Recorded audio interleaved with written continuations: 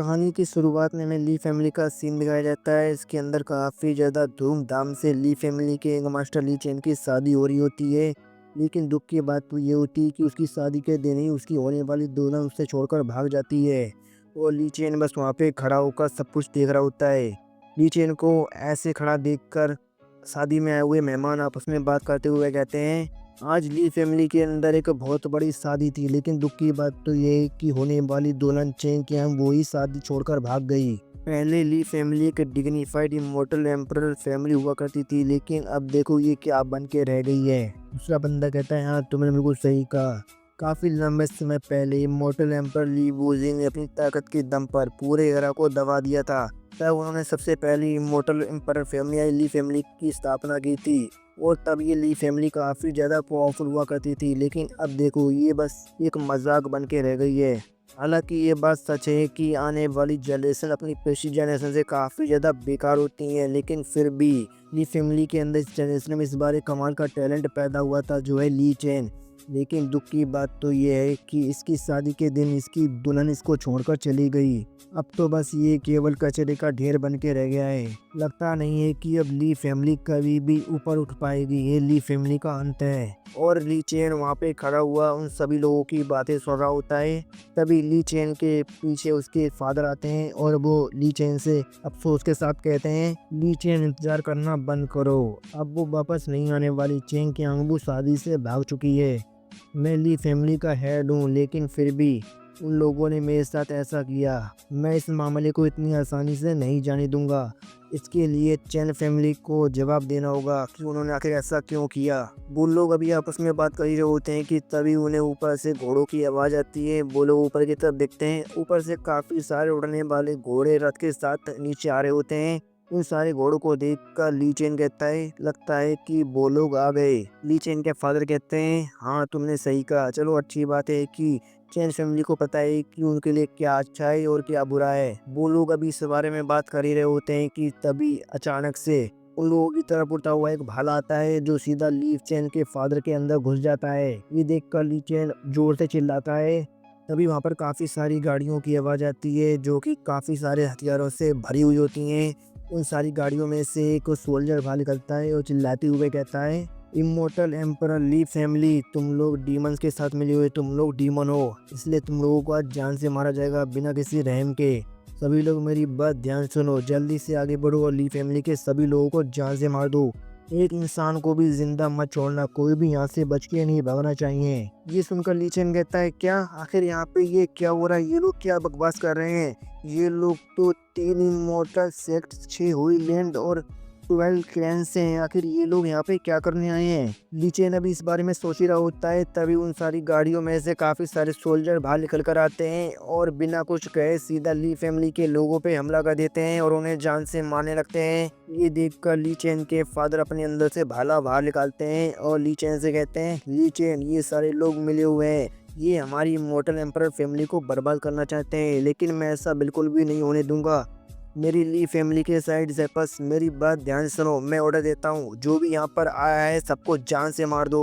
ली chain के father की बात सुनकर ली फैमिली का ये एक मेंबर हंसते हुए कहता है, ओहो लगता है कि अब हमारी बारी आ गई, जल्दी से ग्रेट फॉर्मेशन को एक्टिवेट करो। आज हम पूरी ली फैमिली को रिफाइन करेंगे, मतलब पूरी ली फैमिली को बर्बाद कर देंगे। उस बंदे की बात सुनकर ली चेन के फादर कहते हैं, क्या तुम, लेकिन तुम ऐसा क्यों कर रहे हो? तुम तो हमारी ली फैमिली के एक मेंबर हो, फिर आखिर तुम हमारी ली फैमिली को धोखा क्यों दे रहे हो? वो बंदा हंसते हुए कहता है, फैमिली हेड मुझे इसके लिए ब्लेम मत करो, मैं इसमें कुछ नहीं कर सकता हूँ। वैसे भी अब हमारी ली फैमिली पूरी तरह से बर्बाद होने की कगार पे आ गई है। अब हमारी ली फैमिली का कोई फ्यूचर नहीं है, इसीलिए अब मैं आगे बढ़ के अपने आप को दिखाना चाहता हूँ, क्योंकि यही मेरा मौका है। अब मैं और पीछे नहीं रहने वाला। अब मैं आगे आऊँगा और दिखाऊँगा कि मैं कौन हूँ। उस बंदे की बात सुनकर ली चेन गुस्से में कहता है, तू साले गद्दार, तूने हमारी ली फैमिली को धोखा दिया, मैं तुझे छोड़ूंगा नहीं। ली चेन अभी चिल्ला ही रहा होता है। इतने में वो बंदा जिसने कहा था कि ग्रेड फॉर्मेशन को एक्टिवेट करो, वो अपने साथियों के साथ मिलकर एक ग्रेड फॉर्मेशन को एक्टिवेट करता है, जिसकी वजह से ली फैमिली के ऊपर एक बड़ी सी फॉर्मेशन बन जाती है। और उस फॉर्मेशन के अंदर से काफ़ी सारी एनर्जी नीचे की तरफ गिरती है। जिससे वहाँ पर एक जोरदार ब्लास्ट होता है और ली फैमिली के काफ़ी सारे लोग मारे जाते हैं और हर तरफ बस लोग यही चिल्ला रहे होते हैं, आगे बढ़ो, मार डालो। ली फैमिली किसी भी इंसान को जिंदा मत छोड़ना, अगर कोई भी बचने की कोशिश करता है तो उससे वहीं पे जान से मार दो, किसी को भी जिंदा छोड़ने की जरूरत नहीं है। और ली चेन बस शांति से खड़ा होकर वहाँ पर ये सब होते हुए देख रहा होता है, क्योंकि वो तो वैसे भी कुछ कर नहीं सकता है। तभी ली चेन के पास उसकी बहन रोते हुए आती है और वो रोते हुए कहती है, ब्रदर मुझे डर लग रहा है। अपनी बहन की बात सुनकर ली चेन को काफ़ी ज़्यादा गुस्सा आता है और वो गुस्से में कहता है, डैम इट, मुझे इस चीज़ से बहुत ज़्यादा नफरत है। आखिर मैं इतना ज़्यादा बेकार क्यों हूँ? मैं कोई भी ली फैमिली की मदद नहीं कर सकता हूँ। आखिर मैं इतना बेकार क्यों हूँ? मैं ली फैमिली की मदद करना चाहता हूँ, लेकिन मैं क्या करूँ? तभी ली चेन अपने फोर्थ अंकल को देखता है जो उछलते हुए एक बंदे के ऊपर झपटते हैं और वो उस बंदे को पकड़कर अपनी बॉडी को ब्लास्ट कर देते हैं, जिससे ली चेन के फोर्थ अंकल मारे जाते हैं और साथ में वो बंदा भी मारा जाता है। ये देखकर ली चेन जोर से चिल्लाता है, नहीं फोर्थ अंकल, और वो रोने लगता है और वो अपने चारों तरफ देखता है तो उसके चारों तरफ ली फैमिली के लोग मरे पड़े होते हैं। ये देखकर वो काफ़ी ज़्यादा शौक में चला जाता है और कहता है, सब मर गए, सब मर गए, मेरे सारे भाई बहन सारे रिश्तेदार सब मर गए। मैं ऐसा नहीं होने दूंगा। भले ही मैं बेकार हूँ, लेकिन मैं ली फैमिली का यंग मास्टर हूँ, इसलिए मैं पीछे नहीं हटने वाला। भले ही मेरे पास ताकत नहीं है, लेकिन फिर भी मैं ली फैमिली को ऐसे समय में छोड़ के नहीं जाने वाला। मैं ली फैमिली का एक मेंबर हूँ, इसलिए मैं अपनी आखिरी सांस तक ली फैमिली के लिए लड़ूंगा और यहीं पे मरूंगा। और ली चेन अभी लड़ने के लिए आगे जाने लगता है, तभी पीछे से कोई ली चेन का नाम चिल्लाता है। ली चेन पीछे तरफ मुड़ के देखता है और कहता है, अरे ये तो तुम हो। और ये लड़की होती है वही जो ली चेन की होने वाली बीवी थी, होने वाली थी, और इसका नाम होता है चेन क्यांगबू, जो कि चेन फैमिली की यंग डॉटर होती है। उस लड़की को देखकर चेन कहता है, तुम यहाँ पे क्या कर रही हो? पहले तो तुम शादी से भाग गई और अब तुम यहाँ पर क्या करने आई हो? ये सुनकर चेन क्यांगबू कहती है, ली चेन प्लीज मुझे उसके लिए माफ कर दो, मैं यहाँ तुम्हें बचाने के लिए आई हूँ। मेरी चेन फैमिली ने मुझे कमरे में बंद कर दिया था, लेकिन मैं जैसे तैसे अपनी जान को खतरे में डालकर तो मैं यहाँ बचाने के लिए आई हूँ। जल्दी से मेरे साथ चलो। ली चेन कहता है, नहीं भूल जाओ, कोई फर्क नहीं पड़ता है कि तुम यहाँ पर क्यों आई हो, लेकिन तुम मेरी ली फैमिली की मदद नहीं कर सकती हो, इसलिए यहाँ से जाओ। मैं ली फैमिली को छोड़ के कहीं नहीं जाने वाला, मैं यहीं लड़ूंगा और ली फैमिली के साथ यहीं मरूंगा। ये सुनकर चेन क्यांगबू कहती है, ली चेन तुम्हें इतना ज्यादा गुस्सा होने की जरूरत नहीं है, अभी भी तुम्हारे पास एक मौका है अपनी ली फैमिली को बचाने का। अभी भी एक ऐसी चीज है तुम्हारी ली फैमिली को बचा सकती है। चेन पूछता है, क्या? वो क्या चीज़ है? ये सुनकर चेन क्यांगबू कहती है, उसके लिए तुम्हें एम्परर ट्रेजर को खोलना होगा। ली चेन, तुम ली फैमिली के होने वाले अगले हेड हो। वैसे भी ली फैमिली के जो करंट हेड है अनित भाई प्रताप, वो तो मारे जा चुके हैं, इसलिए अब तुम्हें ली फैमिली के हेड कहलाओगे। तुम्हें अपनी ली फैमिली को बचाने के लिए इमॉर्टल ट्रेजर को खोलना होगा, तभी तुम अपनी ली फैमिली को बचा पाओगे। यही तुम्हारे पास एक मौका है अपनी ली फैमिली को बचाने का। तो क्या तुम ये करना चाहोगे? अगर तुम ये करना चाहते हो तो जल्दी से मेरे साथ चलो, मैं तुम्हें वहाँ पर लेके चलती हूँ। ये सुनकर ली चेन कहता है, लेकिन चेन क्यांगबू कहती है, लेकिन का समय नहीं है। अगर तुम इसी तरह से हिचकिचाते रहे और समय बर्बाद करते रहे तो तुम अपनी ली फैमिली को और अपने रिश्तेदारों को नहीं बचा पाओगे और वो सब मारे जाएंगे। इसलिए हिचकिचाना बंद करो और मेरे साथ चलो। ये सुनकर ली चेन कुछ देर सोचता है और फिर कहता है, ठीक है चलो फिर चलते हैं, मुझे लेके चलो इमॉर्टल ट्रेजर के पास। फिर ली चेन अपनी बहन को साथ लेकर चेन क्यांगबू के साथ चला जाता है और वो लोग एक बड़े से पुल से जा रहे होते हैं जो कि एक खाई के ऊपर बना होता है। उस खाई को देखकर चेन क्यांगबू कहती है, ये एक बहुत ही ज्यादा खतरनाक एबिस है। ऐसा कहा जाता है कि इसके अंदर काफी सारे डीमंस को कैद करके रखा गया है। यहाँ तक कि इस खाई के अंदर एक हेवनली डीमन को भी कैद कर रखा है, जिसे खुद इमॉर्टल एम्परर ने कैद किया था। ब्रिज पे चलते हुए ली चेन अपनी बहन से कहता है, ध्यान से रहना, ये एबिस बॉटमलेस है, इसका कोई भी अंत नहीं है। अगर तुम इसके नीचे गिर गई तो तुम्हें भगवान भी नहीं बचा पाएंगे। फिर वो लोग ब्रिज को पार करके चलते चलते एक बड़े से पत्थर के दरवाजे के सामने आ जाते हैं। उस बड़े से पत्थर के दरवाजे को देखकर चेन क्यांगबू काफी ज्यादा खुश हो जाती है और खुशी से कहती है, आखिरकार हम लोग यहाँ पे पहुँच गए। ये इमॉर्टल एम्परर ट्रेजर, मैंने सुना है कि इसके अंदर काफी सारे इमॉर्टल एम्परर लेवल के ट्रेजर हैं, जिन्हें खुद इमॉर्टल एम्परर ली बूजी ने यहाँ पे रखा था ली फैमिली के लिए। जल्दी से ली चेन आगे बढ़ो और इसे खोलो, हम लोग इसके अंदर से काफी सारे इमॉर्टल एम्परर लेवल के ट्रेजर को हासिल कर सकते हैं। ये सुनकर ली चेन अपनी जगह से नहीं हिलता है और बस केवल चेन क्यांगबू को घूर के देखता है, जैसे कि उससे कह रहा हो कि अभी तुमने क्या कहा? ये देखकर चेन क्यांगबू घबरा जाती है और घबराती हुए कहती है, मेरे कहने का मतलब है कि इसे खोलने के बाद हम इसके अंदर से कुछ इमोर्टल एम्परर लेवल के ट्रेजर को लेकर तुम्हारी ली फैमिली को बचाएंगे। इससे हम तुम्हारी ली फैमिली को बचा सकते हैं। ये सुनकर ली चेन आगे बढ़ती हुए कहता है, वैसे तो ये पहली बार है, भले ही ये इमोर्टल एम्परर ट्रेजर ली फैमिली का है, लेकिन आज तक इसे कभी भी ओपन नहीं किया गया है, इसलिए मुझे कोई भी आइडिया नहीं कि आखिर इसके अंदर क्या है। चलो देखते हैं कि आखिर इसके अंदर क्या है। मुझे लगता है इसके अंदर जो भी है वो मेरी ली फैमिली को बचाने के लिए काफ़ी होना चाहिए। फिर ली चेन उस पत्थर के दरवाजे के पास जाता है और अपने अंगूठे को काट कर अपने खून को उस दरवाजे पे लगाता है और कहता है, ये ली फैमिली का ट्रेजर है, इसलिए इसे मेरे खून से खुल जाना चाहिए। और ऐसा ही होता है, वो इमोर्टल एम्परर ट्रेजर खुल जाता है। ये देखकर ली चेन काफी ज्यादा खुश हो जाता है और कहता है, लो ये तो खुल गया। वो अभी खुशी मना ही रहा होता है कि तभी उसे पीछे से किसी की आवाज सुनाई देती है, चेन क्यांगबू ये तो काफी बड़ा बेवकूफ है, ये तो तुम्हारी बातों में काफी आसानी से आ गया, उसने हमारा काम काफी आसानी से कर दिया। उस आवाज को सुनकर ली चेन हैरान हो जाता है और पीछे की तरफ मुड़ के देखता है और कहता है, ये आवाज तो। फिर हमें पीछे तरफ दिखाया जाता है, चेन क्यांगबू एक बंदे के साथ खड़ी होती है और ये बंदा होता है सिक्स होली लैंड से। ये होता है सिक्स होली लैंड का होली सन, तो इसका नाम होता है ये टियान। चेन क्यांगबू हंसते हुए कहती है, हाँ तुमने बिल्कुल सही कहा, ये एक बहुत ही बड़ा बेवकूफ है। मैं शादी वाले दिन ही इसे छोड़कर भाग गई थी, लेकिन फिर भी इसने काफी आसानी से मेरी बात पे भरोसा कर लिया। उन लोगों की बातें सुनकर ली चेन काफी ज्यादा गुस्से में आ जाता है और कहता है, चेन क्यांगबू तुम्हारी हिम्मत कैसी मुझे धोखा देने की और मुझसे धोखे से मोटर एम्पर ट्रेजर को खुलवाने की, मैं तुम्हें नहीं छोड़ूंगा। ली चेन की बात सुनकर चेन क्यांगबू ये टियान से कहती है, ब्रदर ये टियान जल्दी से आगे बढ़ो और उसे जान से मार दो।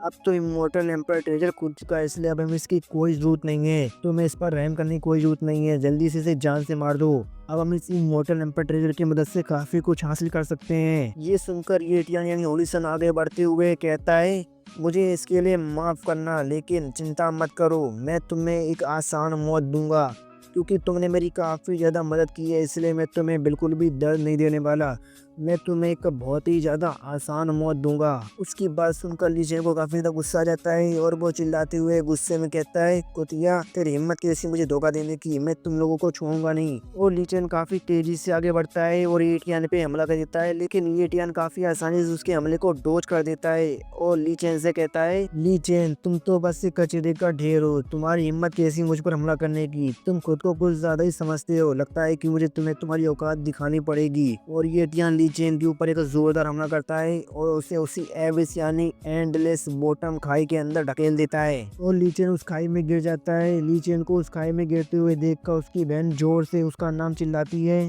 दूसरी तरफ ली चेन उस खाई से नीचे गिरते हुए अपने मन में कहता है, चेन क्यांगबू ये टियान और आज के हादसे में जो भी लोग शामिल थे, मैं तुम लोगों को नहीं छोड़ूंगा। कोई फर्क नहीं पड़ता है कि मुझे कितनी बार रिकार्नेशन लेना पड़ता है, लेकिन मैं ली चेन तुम सबको याद रखूंगा, मैं तुम लोगों से अपना बदला लेके रहूंगा। और यही सोचने के बाद ली चेन उस खाई में खो जाता है। फिर हमें पहाड़ी के ऊपर का सीन दिखाया जाता है, हमें ली चेन की बहन को दिखाया जाता है जो अभी भी रो रही होती है और ली चेन का नाम ले रही होती है। उसकी तरफ देखकर ये टियान चेन क्यांगबू से पूछता है, अब हमें इस छोटी लड़की के साथ क्या करना चाहिए। ये सुनकर चेन क्यांगबू कहती है, तुम्हें इस लड़की को जान से नहीं मारना चाहिए, भले ही ये छोटी है लेकिन फिर भी इसके अंदर अभी भी इमोर्टल एम्परर की ब्लड लाइन है, तुम इसे अपनी ब्लड स्लेव बना लो और इसके अंदर से धीरे धीरे इसकी इमोर्टल एम्परर की ब्लड लाइन को हासिल कर लो। उन लोगों की बातें सुनकर ली चेन की बहन खड़ी होती है और चिल्लाते हुए चेन क्यांगबू से कहती है, तुम घटिया औरत, तुम्हारी हिम्मत कैसी है ऐसा करने की, जल्दी से मुझे मेरा भाई वापस करो। और वो आगे बढ़ के सीधा चेन क्यांगबू के हाथ पे काट लेती है, जिससे चेन क्यांगबू को दर्द होता है और वो गुस्से में आकर उसे जोरदार थप्पड़ मारती है और गुस्से में चिल्लाते हुए कहती है, जंगली लड़की आखिर तेरी हिम्मत कैसी है मुझे काटने की। और हाँ बेशक वो काफी ज्यादा कमजोर है, इसलिए वो काफी आसानी से हार जाती है। उसे दूर फेंकने के बाद चेन क्यांगबू कहती है, वापस जाने के बाद तुम बस इंतजार करो, देखो कि मैं तुम्हें किस तरह से टॉर्चर करती हूँ। फिर वो सब वहाँ से निकल जाते हैं। फिर हमें सीधा 8 साल बाद का सीन दिखाया जाता है, हमें उसी एंडलेस बॉटम खाई को दिखाया जाता है जिसके अंदर काफी सारी बिजलियां कड़क रही होती हैं और धमाके हो रहे होते हैं। फिर हमें एक डीमन को दिखाया जाता है, वो कहता है आखिरकार वो समय आ गया, आज वो दिन है जब सन और मून एक साथ दिखाई देंगे। यंग मास्टर फैंग प्लीज हमें लीड करिए और इस ग्रेट एबिस से हमें बाहर निकालिए। हमने 100 साल से भी ज्यादा लंबे समय से इस समय का इंतजार किया है और आखिरकार हमें यह मौका मिल गया। इस बार हम इस ग्रेट एबिस से बाहर निकल कर ही रहेंगे। और उस डीमन के साथ और भी काफी सारे डीमन खड़े होते हैं और वो सामने खड़े एक बंदे को देखकर ये सारी बातें कह रहे होते हैं और उनके सामने कोई और नहीं बल्कि हमारा मेन कैरेक्टर ली चेन खड़ा होता है। और वो सारे डीमंस वहाँ पे खड़े होकर काफी जोरदार ली चेन के नाम के नारे लगा रहे होते हैं, लेकिन ली चेन वहाँ पे शांति से खड़ा होता है और आसमान की तरफ देख रहा होता है। और हमें आसमान में एक अजीब सा सीन दिखाया जाता है। हमें आसमान में चांद और सूरज एक साथ दिखाए जाते हैं। उन चांद और सूरज को देखते हुए ली चेन कहता है आखिरकार ये दिन आ ही गया। ये फिनोमिना हजारों सालों में एक बार होता है जब चांद और सूरज एक साथ आसमान में दिखाई देते हैं और इसी दिन इस ग्रेट एविस पे चढ़ा हुआ बैरियर काफी ज्यादा कमजोर हो जाता है और हमारे पास बस यही एक मौका है इस ग्रेट एविस से बाहर निकलने का। इसलिए हम इस मौके को बिल्कुल भी आज हाथ से नहीं जाने देने वाली और हम इस ग्रेट एबिस से आज बाहर निकल कर ही रहेंगे। ली चेन अभी अपना भाषण दे रहा होता है कि तभी वहाँ पर एक फीमेल डीमन आती है और वो ली चेन से कहती है क्या तुम्हें पूरा यकीन है कि तुम इस जगह से जाना चाहते हो। उस फीमेल डीमन को देखकर वहाँ पे जितने भी डीमन होते हैं वो सब काफी ज्यादा हैरान हो जाते हैं और तुरंत उसके सामने झुक जाते हैं और उसे रिस्पेक्ट देने लगते हैं। लेकिन वो फीमेल डीमन उन सारे डीमंस को इग्नोर करके सीधा ली चेन के पास जाती है और कहती है क्या तुम सच में इस जगह से जाना चाहते हो। मुझे पता है कि तुम अपने सारे पुराने हिसाबों को बराबर करने के लिए इस जगह से बाहर जाना चाहते हो, लेकिन वो सब पास्ट था। तुम्हें यहीं पे रहना चाहिए, तुम्हें यहाँ पे तब तक रहना चाहिए जब तक कि तुम्हें इमॉर्टलिटी को हासिल करने का मौका नहीं मिल जाता है। अगर तुम मॉडल वर्ल्ड में जाते हो तो तुम्हें ये मौका नहीं मिल पाएगा। उस फीमेल डीमन की बात सुनकर ली चेन कहता है नहीं, मैं यहाँ नहीं रुक सकता हूँ, मुझे यहाँ से जाना होगा। मैंने 8 सालों तक इस समय का इंतजार किया है और अब मैं पीछे नहीं हट सकता हूँ। ली चेन की बात सुनकर पहले तो वो फीमेल डीमन कुछ नहीं कहती है, लेकिन फिर वो अपनी बॉडी के अंदर से काफी ज्यादा जोरदार ऑरा रिलीज करती है और ली चेन से कहती है अगर ऐसी बात है तो क्या होगा कि अगर मैं तुम्हें यहाँ से ना जाने दूं। उस फीमेल डीमन की बॉडी से ऑरा को निकलते हुए देखकर वहाँ पे जितने भी डीमंस होते हैं वो काफी ज्यादा घबरा जाते हैं, क्योंकि उसकी बॉडी के अंदर से काफी ज्यादा खतरनाक ऑरा बाहर निकल रहा होता है। उस फीमेल डीमन की बात सुनकर ली चेन कहता है जो तुम्हें करना है वो करो, इससे कोई फर्क नहीं पड़ता है कि तुम क्या करना चाहती हो। वैसे भी मैं तुम्हें रोक नहीं सकता हूँ क्योंकि मेरे पास इतनी ताकत नहीं है, इसलिए तुम्हें मुझ पर अपने शब्द बर्बाद करने की कोई जरूरत नहीं है। तुम्हें जो करना है वो करो। और ये कहने के बाद ली चेन एक गहरी सांस लेता है, लेकिन ली चेन की बात सुनने के बाद भी वो फीमेल डीमन कुछ नहीं कहती है। कुछ देर रुकने के बाद वो फीमेल डीमन अपने पास से एक पोटली बाहर निकालती है और ली चेन की तरफ फेंकते हुए कहती है यहाँ से बाहर जाने के बाद कुछ ऐसे काम थे जो मुझे करने थे, लेकिन क्योंकि अब तुम यहाँ से बाहर जा रहे हो इसलिए अब वो सारे काम मेरे लिए तुम्हें करने होंगे। ली चेन उस पोटली को पकड़ते हुए कहता है बिल्कुल, आप बिल्कुल भी चिंता मत करिए, मैं उन सारे कामों को करूंगा और आपका बहुत बहुत शुक्रिया मेरा इतने लंबे समय तक ध्यान रखने के लिए।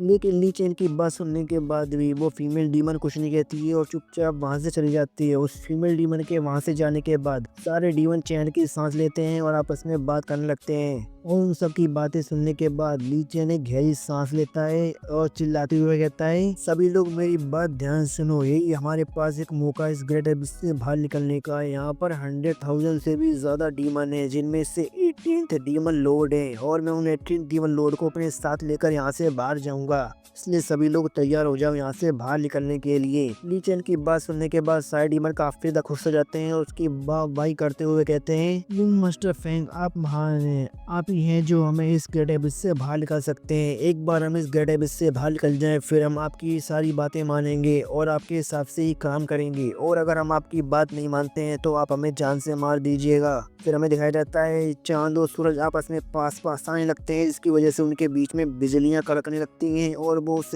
एबिस में गिरने लगती हैं, जिससे वहाँ पर जोरदार धमाके होने लगते हैं। ये देखकर सारे डीमन काफी ज्यादा खुश हो जाते हैं और हंसते हुए कहते हैं आखिरकार ये फिनोमिना होना शुरू हो गया, अब हम यहाँ से बाहर निकल पाएंगे। और ये सब देखने के बाद ली चेन भी उस फीमेल डीमन को फेयरवेल कहता है और बाकी सारे डीमन से चिल्लाते हुए कहता है सभी लोग मेरी बात ध्यान सुनो, तैयार हो जा, हम लोग एक साथ मिलकर उस बैरियर पे हमला करेंगे और उसे तोड़कर यहाँ से बाहर निकलेंगे। फिर वो सारे के सारे ऊपर की तरफ जंप मारते हैं और सीधा आगे बढ़ते हुए उस बैरियर पे जो कि उस एबिस के ऊपर लगा होता है उस पे जोरदार हमला करते हैं। लेकिन सबके हमलों से भी उस बैरियर को कोई फर्क नहीं पड़ता है। ये देखकर ली चेन कहता है ये तो काफी ज्यादा अजीब है, इस बैरियर पर तो कोई खरोच तक नहीं आई, शायद इसीलिए इतने लंबे समय तक इस एबिस के अंदर सभी डीमंस को दबा के रख पाया। कोई हैरानी की बात नहीं है, लेकिन कोई फर्क नहीं पड़ता है, चाहे कितना भी ज्यादा ताकतवर क्यों ना हो। आज मैं इसे तोड़ कर रहूंगा और यहाँ से बाहर निकल कर ही रहूंगा। फिर ली चेन दोबारा से आगे बढ़ता है और उस बैरियर के ऊपर हमला कर देता है, लेकिन तभी आसमान में दिखाया जाता है आसमान से बिजली सीधा ली चेन के ऊपर आ रही होती है। ये देखकर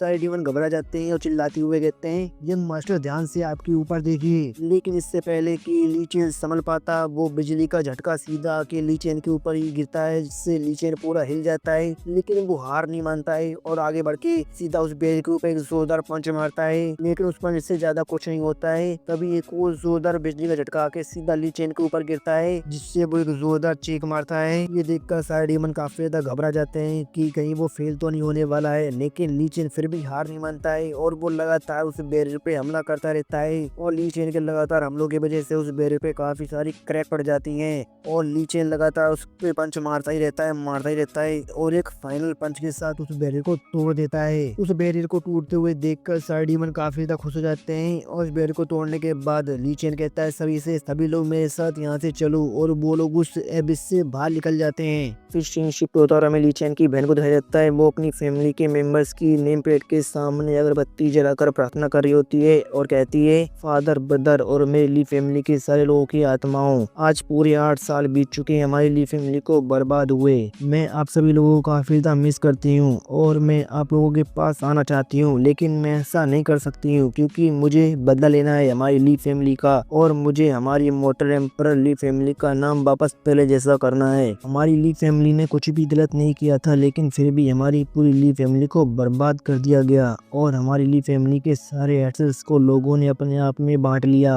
और ये कहने के साथ वो रोने लगती है। तभी पीछे से कोई उसे आवाज देता है और कहता है मिस ली प्लीज आप उदास मत होइए, आपकी बॉडी पहले ही काफी ज्यादा वीक है, अगर आप इसी तरह से रोएंगी तो आपकी तबीयत और भी ज्यादा खराब हो जाएगी। ली चेन की बहन कहती है सिस्टर बाइशुआंग, हालांकि आपको यहाँ पर चोस्टिक होइलैंड के लोगों ने मुझ पर नजर रखने के लिए भेजा है, लेकिन आपने इतने सालों में मेरा काफी अच्छे से ध्यान रखा। अगर आपने मेरा ध्यान नहीं रखा होता तो मैं काफी लंबे समय पहले ही मर गई होती। मैं आपका काफी ज्यादा आभार मानती हूँ और इस सब के लिए आपका बहुत बहुत शुक्रिया। वो लड़की यानी बाइशुआंग कहती है तुमने 4 या 5 साल की उम्र में ही अपनी पूरी फैमिली को खो दिया और अपनी फैमिली के सभी मेंबर्स को अपनी आंखों के सामने मरते हुए देखा, और अभी भी तुम काफी ज्यादा यंग हो, लेकिन तुम्हें एक ब्लड स्लेव बना लिया गया। भले ही मैं चोस्टिक होइलैंड की एक डिसाइपल हूँ, लेकिन मैं इतनी भी ज्यादा बेरहम नहीं हूँ कि तुम्हारे साथ इतना सब बुरा होने के बाद तुम्हारे साथ अब और ज्यादा बुरा करूँ। ली चेन की बहन कहती है एक दिन जब दोबारा से मेरी ली फैमिली वापस से अपनी पुरानी वाली ग्लोरी को हासिल कर लेगी तो मैं आपसे वादा करती हूँ कि मैं डेफिनेटली आपके एहसान को जरूर चुकाऊंगी। बाइशुआंग कहती है हालांकि मुझे नहीं पता है कि उस समय उस मामले में कौन गलत था और कौन सही था, लेकिन जिन लोगों ने तुम्हारी फैमिली को बर्बाद किया वो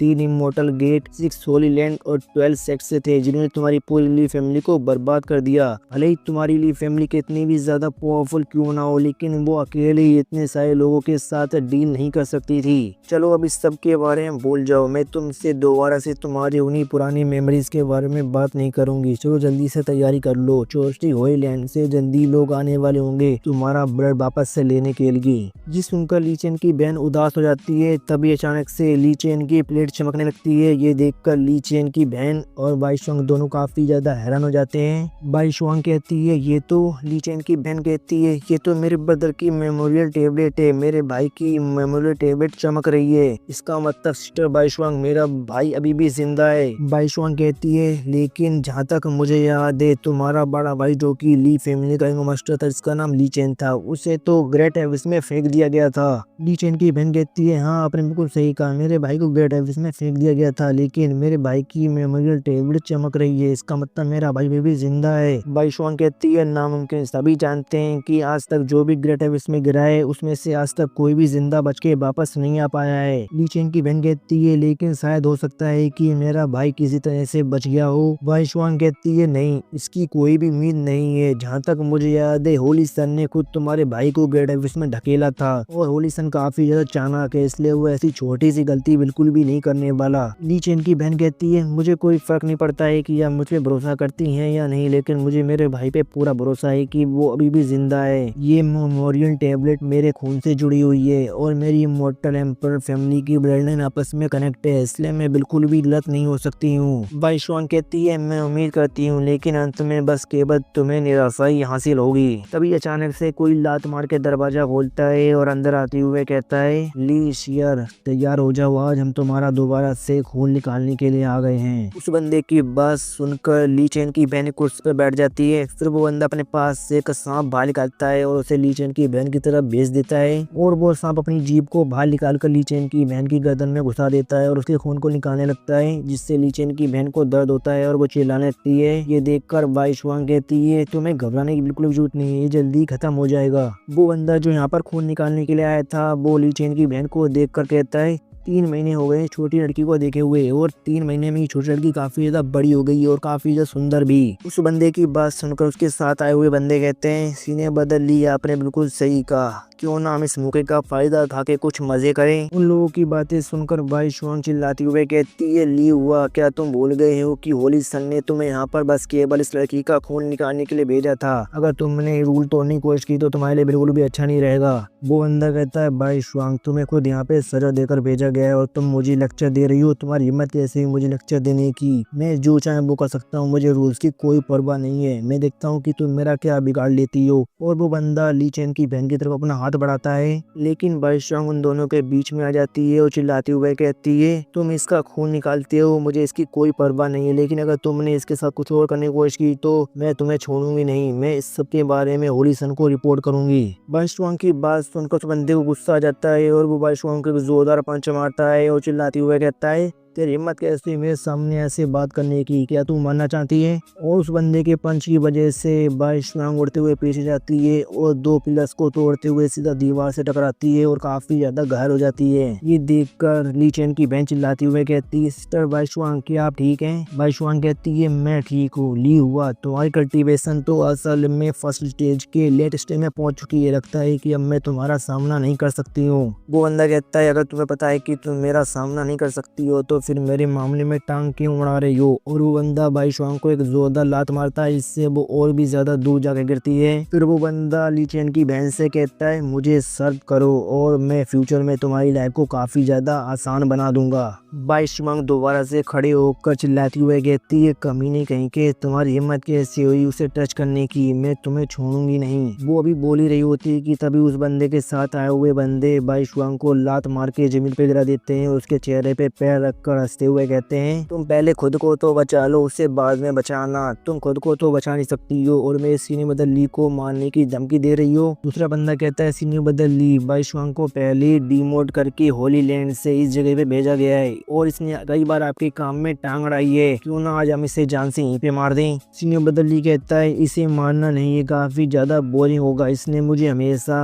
उस लड़की को टच करने से रोका है, तो आज मैं इसकी आंखों के सामने उसके साथ मजे करूंगा, उसके बाद इसे जान से मारूंगा। सीने बदल ली की बात सुनकर उसके बंदे बाई शुआंग के सिर को ऊपर की तरफ उठाते हैं और चिल्लाते हुए कहते हैं अपनी आंखें खोल कर देख कि अब आगे क्या होने वाला है। बाई शुआंग चिल्लाते हुए कहती है ली हुआ क्या तुम्हारा दिमाग खराब हो गया, आखिर तुम करना क्या चाहते हो, क्या तुम होली सन की आंखों में आना चाहते हो, क्या तुम्हें डर नहीं है कि होली सन तुम्हें इसके लिए सजा देंगे। सीने बदल हंसते हुए कहता है क्या सजा, क्या तुम मेरे साथ मजाक कर रही हो, होली सन अपनी शादी में बिजी हैं, वैसे भी ऐसे छोटे से मामले को उन्हें वाला क्या ही परवाह होगी, जब तक मैं उन्हें इमोर्टल एम्परर डिसेंडेंट का ब्लड अच्छी तरह से ला कर देता हूँ तब तक होली सन मुझसे खुश रहेंगे और मुझसे कुछ भी नहीं पूछेंगे। और शायद तुम्हें पता नहीं है कि मेरा कजन पहले ही प्रमोट होकर चोस्टी होली लैंड के ब्रांच का होल मास्टर बन चुका है, इसलिए अब मैं जो चाहे वो कर सकता हूँ और मुझे कोई भी रोक नहीं सकता है। बाई शुआंग कहती है नहीं ऐसा नहीं हो सकता है, तुम ये नहीं कर सकते हो, क्या आज मैं इसे नहीं रोक पाऊंगी। फिर शीन दोबारा से शिफ्ट होता है और हमें ग्रेट एबिस के ऊपर की पहाड़ी को दिखाया जाता है। इसके ऊपर ली चेन और उसके सारे डीमन आ गए होते हैं। ली चेन सामने तरफ देखते हुए कहता है 8 साल, पूरे 8 साल बीत चुके हैं और आखिरकार में फाइनली उस ग्रेट एबिस से बाहर आ ही गया इस मॉर्टल वर्ल्ड में। लेकिन अब मेरी ली फैमिली का कोई मेंबर जिंदा नहीं बचा है मेरे बारे में पूछने के लिए। ली चेन के पीछे खड़े हुए डीमंस कहते हैं यंग मास्टर हमें कहाँ जाना है। ली चेन कहता है ये तो नॉर्मल सी बात है, मैं यहाँ पर बदला लेने के लिए आया हूँ। मैं सभी के साथ एक एक करके अपने अकाउंट्स को सेटल करूंगा। जिन्होंने भी मेरी ली फैमिली को बर्बाद किया है मैं उन सभी को बर्बाद कर दूंगा। तभी अचानक से ली चेन को शौक लगता है और वो चिल्लाते हुए कहता है ये हो रहा, ये तो मेरी ली फैमिली की ब्लड लाइन का हो रहा है। मैं असल में अपनी ली फैमिली की मॉर्टल एम्परर ब्लड लाइन के ओरा को महसूस कर पा रहा हूँ। इसका मतलब है कि मेरी ली फैमिली का कोई इंसान भी जिंदा है। चलो जल्दी से मेरे साथ आओ। और ली चेन अपनी स्वॉर्ड पर बैठकर वहां से उड़ जाता है और उसके पीछे उसके सारे डीमंस भी आने लगते हैं। फिर सीन दोबारा शिफ्ट होता है और हमें ली चेन की बहन और ली हुआ को दिखाया जाता है। ली हुआ ली चेन की बहन की तरफ आगे बढ़ते हुए कहता है जल्दी से मेरे पास आओ, मैं तुम्हें बिल्कुल भी दर्द नहीं देने वाला। और वो ली चेन की बहन की तरफ अपना हाथ बढ़ाने लगता है। लेकिन तभी ली चेन की बहन आगे बढ़ती है और वो ली हुआ के गाल पे एक जोरदार थप्पड़ मारती है जिससे ली हुआ का दिमाग खराब हो जाता है और वो गुस्से में चिल्लाते हुए कहता है घटिया लड़की, तेरी हिम्मत कैसी हुई मुझे मारने की, अब तो मैं तुझे बिल्कुल भी नहीं छोड़ने वाला। और वो ली चेन की बहन को एक जोरदार पंच मारता है जिससे वो दूर जाके गिरती है और वो भी घायल हो जाती है। फिर ली हुआ चिल्लाते हुए कहता है आज मैं तुझे नहीं छोड़ने वाला, आज मैं तुझे इतना ज्यादा टॉर्चर करूंगा कि तुझे जिंदगी से ज्यादा मौत आसान लगेगी। ली चेन की बहन चिल्लाती हुए कहती है मेरे पास भी मत आना, अगर मुझे टच करने की हिम्मत की तो मेरा भाई तुझे नहीं छोड़ेगा। ली हुआ उसके पास जाकर उसके बालों को पकड़कर हंसते हुए कहता है क्या तुम्हारा भाई, क्या तुम ली फैमिली के यंग मास्टर ली चेन की बात कर रही हो जिसे ग्रेट एबिस में फेंक दिया गया था? सपने देखना बंद करो, तुम्हारा भाई ग्रेट एबिस में गिरा है जहाँ से आज तक कोई भी जिंदा बचकर वापस नहीं आया है। तुम्हारे भाई की तो अब तक हड्डियां भी नहीं बची होंगी। ली चेन की बहन चिल्लाते हुए कहती है मेरा भाई भी जिंदा है और वो जल्दी वापस आएगा और वो तुम्हें जिंदा नहीं छोड़ेगा। ली हुआ हंसते हुए कहता है क्या वो जिंदा है? ठीक है तो चलो देखते हैं, तुमने कहा कि वो जिंदा है तो इसका मतलब वो यहाँ पर जरूर आएगा। ठीक है तो देखते हैं कि वो यहाँ पर आता है या नहीं। वो भी बोल ही रहा होता है कि तभी वहाँ पर एक जोरदार धमाका होता है और उसके पीछे की पूरी दीवार ढह जाती है। वो पीछे तरफ मुड़ के देखता है और चिल्लाते हुए कहता है कौन है वहाँ पर? तभी धुएं के अंदर से कोई बाहर आता है और वो कहता है ये मैं हूँ, the young master of Lee family, Lee Chen. Lee Chen को देखकर उसकी बहन काफी ज्यादा खुश हो जाती है और कहती है ब्रदर आखिरकार आप वापस आ गए। अपनी बहन को देखकर ली चेन भी काफी ज्यादा खुश हो जाता है और कहता है हाँ मैं वापस आ गया। ली चेन को देखकर ली हुआ काफी ज्यादा घबरा जाता है और कहता है क्या तुम ली फैमिली के यंग मास्टर? नहीं ऐसा नहीं हो सकता, ये नामुमकिन है, तुम वापस कैसे आ सकते हो? तो आयुष्मान कहती है क्या ये सच में ली फैमिली का यंग मास्टर है और ये सच में जिंदा है? तभी ली हुआ के पास उसका एक बंदा आकर कहता है सीने बदल ली, अब हम क्या करें, ये तो वही बच्चा है, अब हम इसके साथ कैसे डील करेंगे? ली हुआ कहता है बकवास, ये जरूर कोई झूठा है जो कि हमारे साथ मजाक करने यहाँ पर आया है। ग्रेट एबिस से आज तक कोई वापस नहीं आ पाया है, फिर वो कैसे वापस आ सकता है? ये जरूर कोई ऐसा कल्टीवेटर है जो अपना रूप बदल सकता है और यहाँ पर ये ली फैमिली के यंग मास्टर ली चेन का रूप धर के हमें बेवकूफ बनाने के लिए आया है। ये सुनकर ली हुआ का एक बंदा कहता है तो इसका मतलब है कि ये एक धोखेबाज है, तो हमें इसे पकड़कर चोस्टिक होए लैंड में वापस लेके जाना होगा। और वो बंदा ली चेन की तरफ हमला करने के लिए आगे बढ़ता है लेकिन ली चेन बस अपने एक यहाँ से उसे गले से पकड़ लेता है और उसके गले को जोर से दबा के उसके गले की हड्डी को तोड़ देता है और उसे वहीं पे जान से मार देता है। अपने एक बंदे को मरते हुए देखकर ली हुआ घबरा जाता है और चिल्लाते हुए कहता है क्या तुमने उसे जान से मार डाला? ये चोस्टिक होई लैंड की टेरिटरी है कि तुम्हारी हिम्मत कैसे यहाँ पर एक चोस्टिक होई लैंड के डिसेबल को मारने की, वो भी मेरे सामने? ली चेन कहता है अच्छा मैंने चोस्टिक होई लैंड के डिसेबल को जान से मार दिया तो इससे क्या फर्क पड़ता है? वैसे भी मैं आज इस पूरी जगह को बर्बाद करने वाला हूँ तो इससे कोई फर्क नहीं पड़ने वाला कि मैंने एक डिसेबल को जान से मार दिया। ली हुआ चिल्लाते हुए कहता है बकवास, जल्दी से आगे बढ़ो और इसे पकड़ लो, इसे जिंदा मत छोड़ना। और ली हुआ के सारे बंदे तेजी से आगे बढ़ते हैं और चिल्लाते हुए ली चेन के ऊपर हमला कर देते हैं लेकिन ली चेन बस अपने पैर को जोर से जमीन पे पटकता है और चिल्लाते हुए कहता है मेरे रास्ते से हट जाओ। और ली चेन के जमीन पे पैर पटकने की वजह से काफी सारी शॉक वेव्स निकलती हैं जो सीधा जाकर उन डिसेबल्स से टकराती हैं जिससे वो डिसेबल्स वहीं पे जान से मारे जाते हैं। ये देखकर ली हुआ पूरी तरह से शॉक हो जाता है और चिल्लाते हुए कहता है क्या आखिर ये किस तरह की पावर है? अभी ली हुआ ये बोल ही रहा होता है कि ली चेन उसके सामने आ जाता है और उसे क्रॉस करके आगे चला जाता है। फिर वो अपनी बहन के पास जाता है और कहता है तो ये सांप मेरी बहन के ब्लड को चूस रहा है। ली चेन की बहन कहती है ब्रदर ध्यान से, ये सांप काफी ज्यादा पावरफुल है। ली हुआ हंसते हुए कहता है बच्चे, ये एक स्पिरिट पेट है जिसे खुद होली सन ने स्पेशली पाल पोस के बड़ा किया है इमॉर्टल एम्परर की ब्लड लाइन को चूसने के लिए। मैं तुम्हें एडवाइस देता हूँ कि तुम इसके पास मत जाना। इसके अंदर इतनी ताकत है कि चोस्टी गोईलैंड के आउटर जपर्स को काफी आसानी से कुचल देता है। तो तुम अगर इसके पास गए तो तुम अपनी मौत के पास जाओगे। लेकिन ली चेन उसकी बात नहीं सुनता है और वो उस सांप को अपने हाथ से पकड़ लेता है। ये देखकर वो सांप ली चेन के ऊपर हमला करता है, लेकिन ली चेन बस अपने हाथ से उस सांप को मसल देता है। ये देखकर ली हुआ घबराते हुए कहता है, क्या तुम्हारी हिम्मत कैसी होली सन के स्पिरिट पेट को जान से मारने की?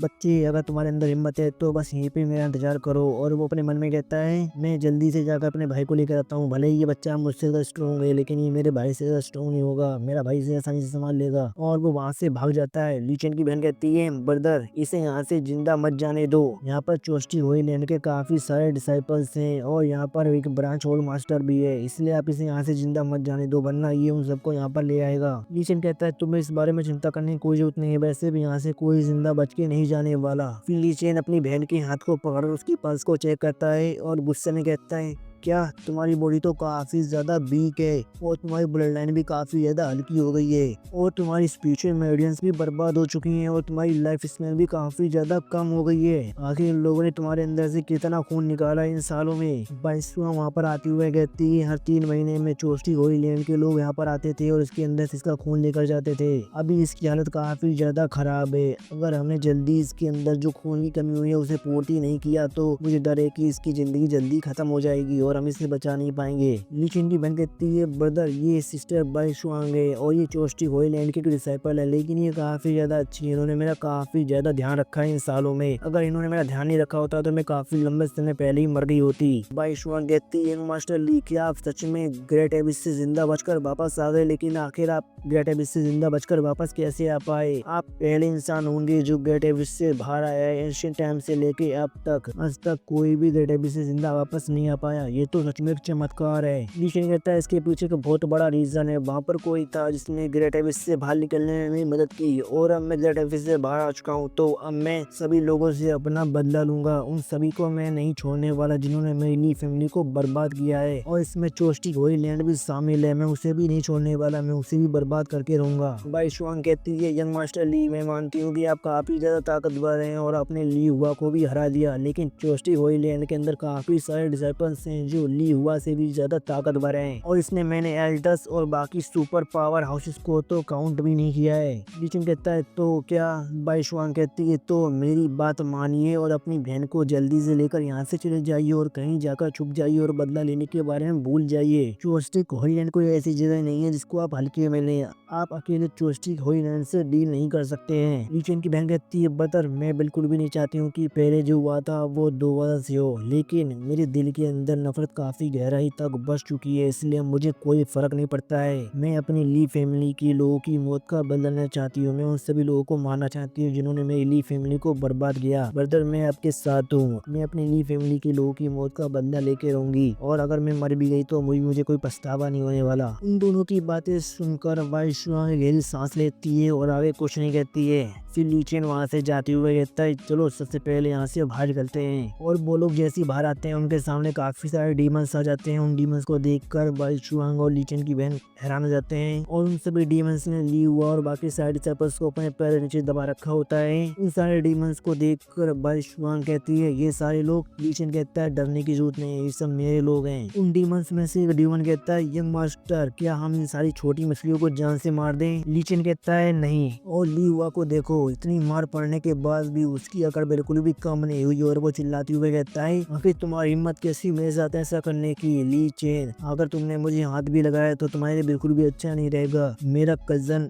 इस चोस्टी गोईलैंड के ब्रांच का होल मास्टर है, वो तुम्हें नहीं छोड़ने वाला। ली चेन कहता है, ली हुआ को जाने दो। ली चेन की बात सुनकर वो डीमन ली हुआ के ऊपर से पैर हटा लेता है, जिससे ली हुआ खड़ा हो जाता है और खड़ा होकर चिल्लाते हुए कहता है, बच्चे, तुम काफी ज्यादा समझदार हो, तुम्हें पता है कि तुम्हारे लिए क्या सही है और क्या गलत है। अच्छा हुआ जो तुमने अपनी हार मान ली, अब जल्दी से मेरे बाकी भाइयों को भी छोड़ दो। ली चेन कहता है, नहीं, तुम अकेले हो हो जो बस जिंदा बचेगा और बाकी सब मारे जाएंगे। ये सुनकर ली हुआ हैरान हो जाता है। वो भी हैरान ही होता है। इतने में वो सारे डीमंस उन सारे डिसाइपल्स को चीर फाड़ डालते हैं। ये देखकर ली हुआ चिल्लाने लगता है। तभी ली चेन उसके पास आता है और उसको कॉलर से पकड़कर उससे कहता है जल्दी से जाओ और जाकर अपने कजन को ढूंढो और चोस्टिक होली लैंड की इस ब्रांच के अंदर जितनी भी डिसाइपल्स उन सबको यहाँ पर लेकर आओ। मैं तुम सभी का यहीं पे इंतजार कर रहा हूँ। और वो ली हुआ को वहाँ से जाने देता है। ली हुआ वहाँ से भागते हुए कहता है तुम बस यहीं पे इंतजार करो। अगर तुम मरना ही चाहते हो तो मैं तुम्हारी इच्छा जरूर पूरी करूंगा। तुम बस यहीं पे मेरा इंतजार करो, यहाँ से भागकर कहीं मत जाना। और ली हुआ वहाँ से भाग जाता है। बाइशुआंग कहती है ली चेन अगर मैं तुम्हारी जगह होती तो मैं ऐसी बेवकूफी कभी नहीं करती। क्या तुम्हें पता भी है कि कितना ज्यादा खतरनाक है? चोस्टिक होली लैंड के इस ब्रांच के अंदर 100 से भी ज्यादा चोस्टिक होली लैंड के डिसाइपल्स हैं जो काफी ज्यादा पावरफुल है। ऊपर से यहाँ पर चोस्टिक होली लैंड के इस ब्रांच का होल मास्टर भी यहीं पर है और वो तो इन सबसे और भी ज्यादा पावरफुल है। अगर तुम यहाँ से जल्दी नहीं गए तो तुम्हारी बहन और तुम्हारे लिए बिल्कुल भी अच्छा नहीं रहेगा। बाइशुआंग की बात सुनकर डीमर को गुस्सा आ जाता है और वो गुस्से में कहता है लड़की आखिर तुम्हारी हिम्मत कैसी मेरे यंग मास्टर से ऐसे रूडली बात करने की? क्या तुम मरना चाहती हो? लीचन उस डीमन से कहता है नहीं, इसे जाने दो। बाइशुआंग कहती है इन कुछ सालों में मैंने तुम्हारी बहन को अपनी छोटी बहन की तरह ही देखा है और मैं बिल्कुल भी नहीं चाहती हूँ कि उसके साथ कुछ भी गलत हो। लीचन की बहन कहती है सिस्टर बाइशुआंग मुझे मेरे भाई पे भरोसा है और आपको भी मेरे भाई पर भरोसा करना चाहिए, ठीक है? तो आपको अब बिल्कुल भी चिंता करने की जरूरत नहीं है। ये सुनकर बाइशुआंग गहरी सांस लेती है और लीचन की बहन के सर पे हाथ फेरते हुए कहती है तुम्हें शायद पता नहीं है कि चोस्टिक होली लैंड के डिसाइपल्स कितने ज्यादा पावरफुल हैं। मैं उन सभी को जानती हूँ कि वो कितने ज्यादा पावरफुल हैं। एक अकेला इंसान लोगों के खिलाफ नहीं लड़ पाएगा। ये बिल्कुल ऐसा है जैसे कि किसी पत्थर पे अंडे को फेंक के मारना। लीचन अपनी बहन से पूछता है बहन क्या तुम्हारे अलावा ली फैमिली का कोई और भी मेंबर जिंदा बचा है? लीचन की बहन कहती है मुझे इस बारे में कुछ नहीं पता है। मैं इकलौती ली फैमिली की डिसेंडेंट हूँ जिन्हें इन लोगों ने पकड़कर ब्लड स्लेव बना लिया, इसलिए मुझे बाकी लोगों के बारे में कुछ नहीं पता है कि वो लोग जिंदा है या नहीं। लीचन अपनी बहन के सर पे हाथ फेरते हुए कहता है तुम्हें बिल्कुल भी चिंता करने की जरूरत नहीं। अब तुम्हारा भाई आ गया इसलिए अब तुम्हें कोई भी फ्यूचर में परेशान नहीं करने वाला और मैं हमारी ली फैमिली का बदला जरूर लूंगा। मैं सभी से एक एक करके हमारे अकाउंट्स को सेटल करूंगा।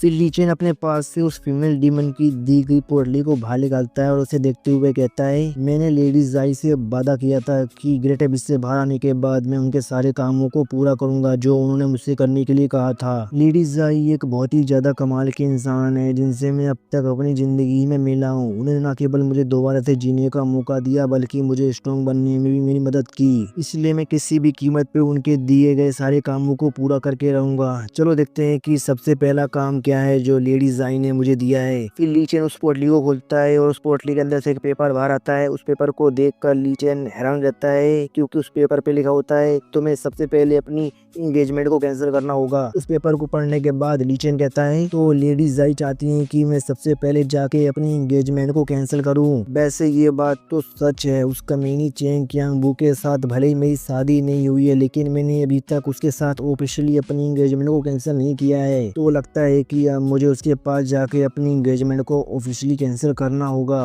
लीचन अभी इस बारे में सोच रहा होता है कि उसके पीछे एक जोरदार धमाका होता है और उसके पीछे की दीवार टूट जाती है और उसके पीछे से एक बंदा आते हुए कहता है चलो देखते हैं कि आखिर इसके अंदर इतनी हिम्मत आ गई, इसने यहाँ पर आकर मेरी चोस्टिक होली लैंड के डिसाइपल्स को मारने की हिम्मत की है। और ये बंदा कोई और नहीं बल्कि ल्यू हुआ का कजन होता है जो कि इस हॉल का हॉल मास्टर है। ल्यू हुआ कहता है कजन यही है वो बच्चा, ये खुद को ली चेन कह रहा है जो कि ली फैमिली का मास्टर था, लेकिन मुझे नहीं पता है कि ये सच कह रहा है या झूठ। ल्यू हुआ का कजन कहता है ये तो काफी अच्छी एक्टिंग करता है, भला ली चेन ली फैमिली का जो यंग मास्टर है वो तो बिल्कुल बेकार है। आखिर उसके जैसा एक बेकार इंसान ग्रेट एबिस से जिंदा वापस कैसे आ सकता है? बच्चे तू जो भी ये सच बता दे कि तू आखिर कौन है और तू यहाँ पे क्या करने आया है। लेकिन ली चेन उसकी बात सुनने के बाद भी बिल्कुल शांत रहता है और शांति से पूछता है तो क्या यहाँ पर चोस्टिक होली लैंड के सभी लोग आ गए? ल्यू आकर हंसते हुए कहता है ये तो नॉर्मल सी बात है, हम सब यहाँ पर आ गए और आज तू यहाँ से जिंदा बचकर वापस नहीं जाने वाला। ये सुनकर ली चेन एक वियर्ड सी स्माइल देता है और अपने पीछे खड़े हुए डीमन से कहता है तो तुम लोग आगे बढ़ो और जो करना है वो करो, लेकिन जो भी करना है जल्दी करना, मेरे पास ज्यादा टाइम नहीं है।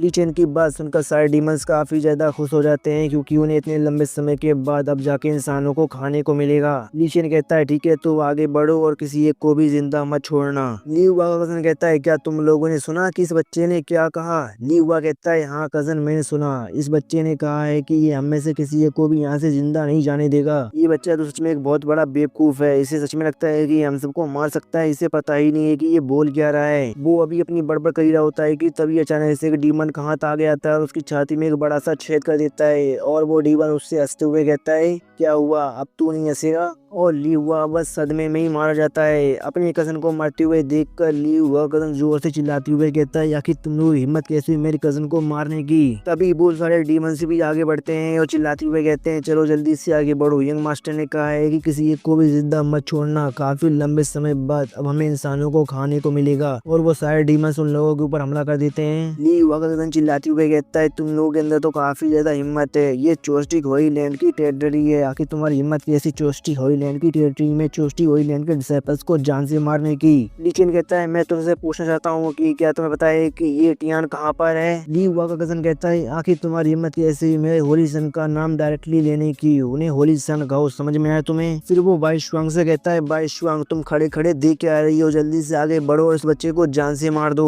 बाई शुआंग कहती है, क्या तुम्हारा दिमाग खराब हो गया है, क्या तुम्हें दिखाई नहीं दे रहा है कि वो कितना ज्यादा ताकतवर है, मैं उसका सामना नहीं कर सकती हूँ, तो फिर मैं उसे आखिर कैसे मारूंगी। ली हुआ का कजन गुस्से में कहता है, आखिर तुम्हारी हिम्मत कैसी मेरे ऑर्डर को डिसओबे करने की, क्या तुम हमारे चोस्टिक होईलैंड को धोखा देना चाहती हो, गद्दार कहीं की। बाई शुआंग कहती है, मैं कोई गद्दार नहीं हूँ, वैसे भी चोस्टिक होईलैंड के लोगों ने मुझे जिस काम के लिए यहाँ पर भेजा था मैं वो काम कर रही हूँ और इस काम से मेरा कोई लेना देना नहीं है। ली हुआ का कजन चिल्लाते हुए कहता है, तो ठीक है, फिर मैं तुम सबको अपने हाथों से ही जान से मारूंगा। और वो हमला करने के लिए आगे बढ़ जाता है और वो एक खास टेक्निक का इस्तेमाल करता है, इसका नाम होता है डिवाइन वुड पाम। उससे उस टेक्निक का इस्तेमाल करते हुए देखकर बाई शुआंग चिल्लाती हुए कहती है, ध्यान से, ये चोस्टिक होईलैंड की एक अननोन टेक्निक है, ये काफी ज्यादा खतरनाक है, अगर तुम इसके कांटेक्ट में आए तो तुम्हारा बचना काफी ज्यादा मुश्किल हो जाएगा, इसलिए उसे टच मत करना। लेकिन ली चेन उसकी बात नहीं सुनता है और ली हुआ के कजन के हमले को अपने हाथ से रोक देता है। ये देखकर ली हुआ कजन पहले तो हैरान जाता है, फिर हंसते हुए कहता है, बच्चे तुम भले ही काफी ज्यादा स्ट्रॉन्ग हो, लेकिन तुमने मेरी चोस्टिक होईलैंड की अननोन टेक्निक को कुछ ज्यादा ही अंडरएस्टिमेट कर दिया, अब तुम्हें इसकी कीमत चुकानी पड़ेगी। और ली हुआ के कजन के हाथ में जो ग्रीन रंग की एनर्जी होती है वो ली हुआ के कजन के हाथ से ली चेन के हाथ पे चढ़ने लगती है। ये देखकर बाई शुआंग घबराती हुए कहती है, सब खत्म हो गया, सब खत्म हो गया, मैंने कहा था कि उसकी कांटेक्ट में मत आना, लेकिन इसने मेरी बात बिल्कुल भी नहीं सुनी। डिवाइन वुड पाम चोस्टिक होईलैंड की एक बहुत ही ज्यादा खतरनाक टेक्निक है, इसकी स्पिरिचुअल एनर्जी और किसी भी इंसान की बॉडी के अंदर चली जाए तो ये स्पिरिचुअल एनर्जी उसी इंसान की स्पिरिचुअल एनर्जी को सील कर देती है, इसकी वजह से वो इंसान लड़ने के लायक नहीं बचता है। ली हुआ का कजन हंसते हुए कहता है, बच्चे इस गद्दार ने तुम्हें पहले ही वार्न करने की कोशिश की थी, लेकिन तुमने उसकी बात नहीं सुनी और तुमने बेवकूफों की तरह मेरे हाथ को अपने हाथ से रोकने की कोशिश की और अब तुम्हें इसकी कीमत चुकानी पड़ेगी, अब तुम मुझसे रहम की भीख मांगोगे। ली चेन कहता है, तू खुद को कुछ ज्यादा ही समझता है, और ली चेन बस अपने हाथ को हिलाता है जिससे वो सारी एनर्जी तितर बितर हो जाती है। ये देखकर ली हुआ का कजन काफी ज्यादा घबरा जाता है और घबराते हुए कहता है, क्या आखिर ये कैसे हुआ, तुमने मेरी स्पिरिचुअल एनर्जी को खत्म कर दिया, लेकिन ऐसा कैसे हो सकता है, ये तो किसी भी इंसान की स्पिरिचुअल एनर्जी को सील कर देती है, फिर आखिर तुमने मेरी स्पिरिचुअल एनर्जी को कैसे खत्म कर दिया। वो अभी बड़बड़ा ही रहा होता है कि तभी ली चेन आगे बढ़ता है और उसे जोरदार थप्पड़ खींच के मारता है जिससे वो जमीन पे जाके गिरता है, इससे जमीन में भी दरारें पड़ जाती हैं। ये सब देखकर बाई शुआंग कहती है, क्या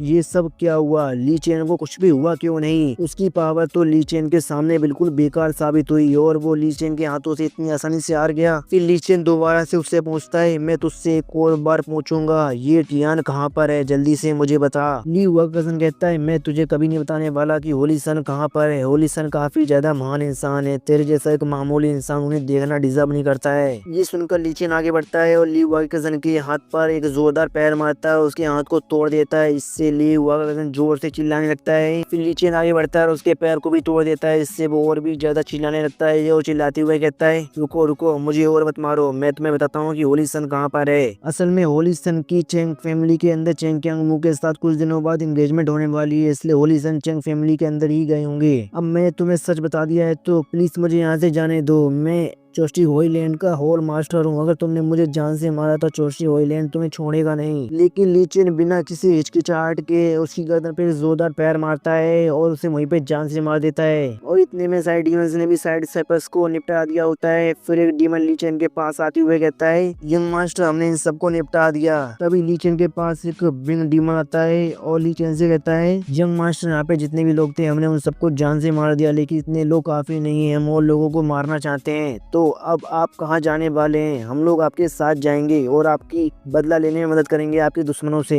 ली चेन कहता है ये तो नॉर्मल सी बात है, हमारा नेक्स्ट स्टॉप होगा चेंग फैमिली, हम लोग अब चेंग फैमिली में जाएंगे। तभी ली चेन की बहन ली चेन के पास आकर कहती है भाई क्या हम लोग चेंग फैमिली में जाने से पहले अपने घर को एक बार देख सकते हैं? मैं अपने घर को देखना चाहती हूँ। ली चेन कहता है हाँ बिल्कुल, क्यों नहीं, चलो हम पहले अपनी ली फैमिली में ही चलते हैं। ली चेन की बहन वाई शुआंग से कहती है सिस्टर वाई शुआंग आप भी हमारे साथ क्यों नहीं चलती हैं? वाई शुआंग अपना सर हिलाते हुए कहती है नहीं, मैं तुम लोगों के साथ नहीं जा सकती हूँ। आफ्टर ऑल मैं भी चोस्टी ओइलैंड की डिसाइपल हूँ, इसलिए मुझे चोस्टी ओइलैंड में वापस जाना ही होगा। यंग मास्टर ली आप अपनी छोटी बहन का ध्यान रखिएगा, मैं बिल्कुल भी नहीं चाहती हूँ कि आपकी छोटी बहन को बिल्कुल भी चोट पहुंचे। और वाई शुआंग वहाँ से जाने लगती है। वाई शुआंग को वहाँ से जाते हुए देखकर ली चेन की बहन उदास हो जाती है, लेकिन इससे पहले कि वाई शुआंग वहाँ से जा पाती है उसके सामने एक पंखों वाली फीमेल डीमन आ जाती है और वो डीमन वाई शुआंग से कहती है तुम कहीं नहीं जा सकती हो, यहीं पे रुको। ये सुनकर वाई शुआंग कहती है यंग मास्टर ली आखिर इस सब का क्या मतलब है? ली चेन कहता है लेडी वाई शुआंग इस ब्रांच के अंदर जितने भी चोस्टी ओइलैंड के डिसाइपल्स थे मैंने उन सबको जान से मार दिया और अब मैं अपनी बहन को भी यहाँ से लेके जाने वाला हूँ। अगर अब आप चोस्टी ओइलैंड में वापस जाती हैं तो आपको इस सब के लिए काफी ज्यादा सजा दी जाएगी, तो आप वहाँ जाना ही क्यों चाहती हैं? आप हमारे साथ क्यों नहीं चलती? वाई शुआंग अपना सर हिलाते हुए कहती है नहीं, मैं तुम लोगों के साथ नहीं जा सकती हूँ क्योंकि चोस्टी ओइलैंड में कुछ ऐसे काम है जो मुझे निपटाने हैं, उन्हें निपटाने के बाद ही मैं कहीं जा सकती हूँ। वो पंखों वाली डीमन कहती है यंग मास्टर आप इस लड़की को यहाँ से जाने नहीं दे सकते क्योंकि ये वापस गई तो ये वापस जाके चोस्टी ओइलैंड में सभी को बता देगी कि आप अभी भी जिंदा हैं, और अगर एक बार सभी लोगों को पता चल गया कि आप अभी भी जिंदा हैं तो इससे हमारे फ्यूचर के एक्शंस पे काफी ज्यादा असर पड़ेगा। आप मुझ पर एक एहसान कर दीजिए यंग मास्टर, आप इस लड़की को मुझे दे दीजिए, मैं इसे अपने अंडर रखूंगी। लेकिन ली चेन उससे कहता है नहीं, उसे यहाँ से जाने दो। ली चेन की बात सुनकर वो फीमेल डीमन वाई शुआंग को जाने देती है और कहती है यंग मास्टर आप तो काफी ज्यादा सॉफ्ट हार्टेड है, चलो जाओ यहाँ से। फिर वाई शुआंग वहाँ से चली जाती है। फिर हमें आधे घंटे बाद का सीन दिखाया जाता है, ली चेन और उसकी बहन और बाकी सारे डीमंस उड़ते हुए ली फैमिली की तरफ जा रहे होते हैं। रास्ते में उड़ते समय ली चेन अपनी बहन से पूछता है शुयर क्या तुम्हें पता है कि जब मैं ग्रेट एबिस में गिर गया था और मैंने एम्पर ट्रेजर को बोला था तो एम्पर ट्रेजर के अंदर से उन दोनों कम्युनियों को क्या क्या हासिल हुआ था? क्या तुम्हें पता है कि उन एम्पर ट्रेजर के अंदर से कौन से ट्रेजर हासिल हुए थे? क्योंकि भले ही वो हमारी ली फैमिली का ट्रेजर था लेकिन आज से पहले उसे कभी भी खोला नहीं गया था, इसलिए मुझे नहीं पता है कि उसके अंदर कौन कौन से ट्रेजर थे।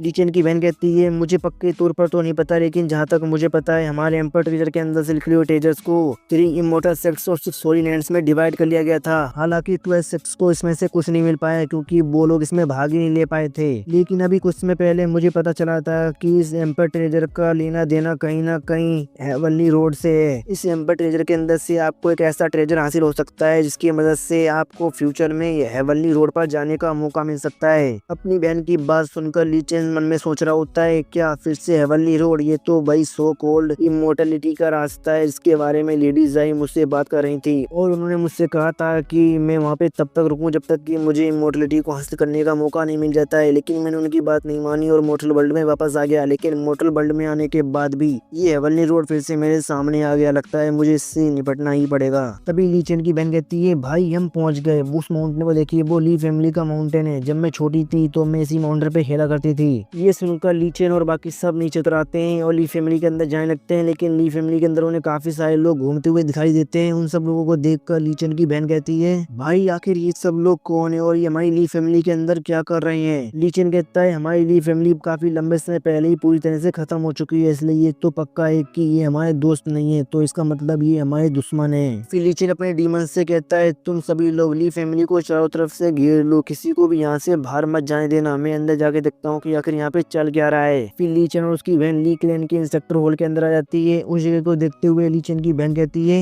परफॉर्म फायर सेक्ट, ये तो उन्हीं 12 सेक्टरों में से एक है जिन्होंने हमारी ली फैमिली को बर्बाद किया था।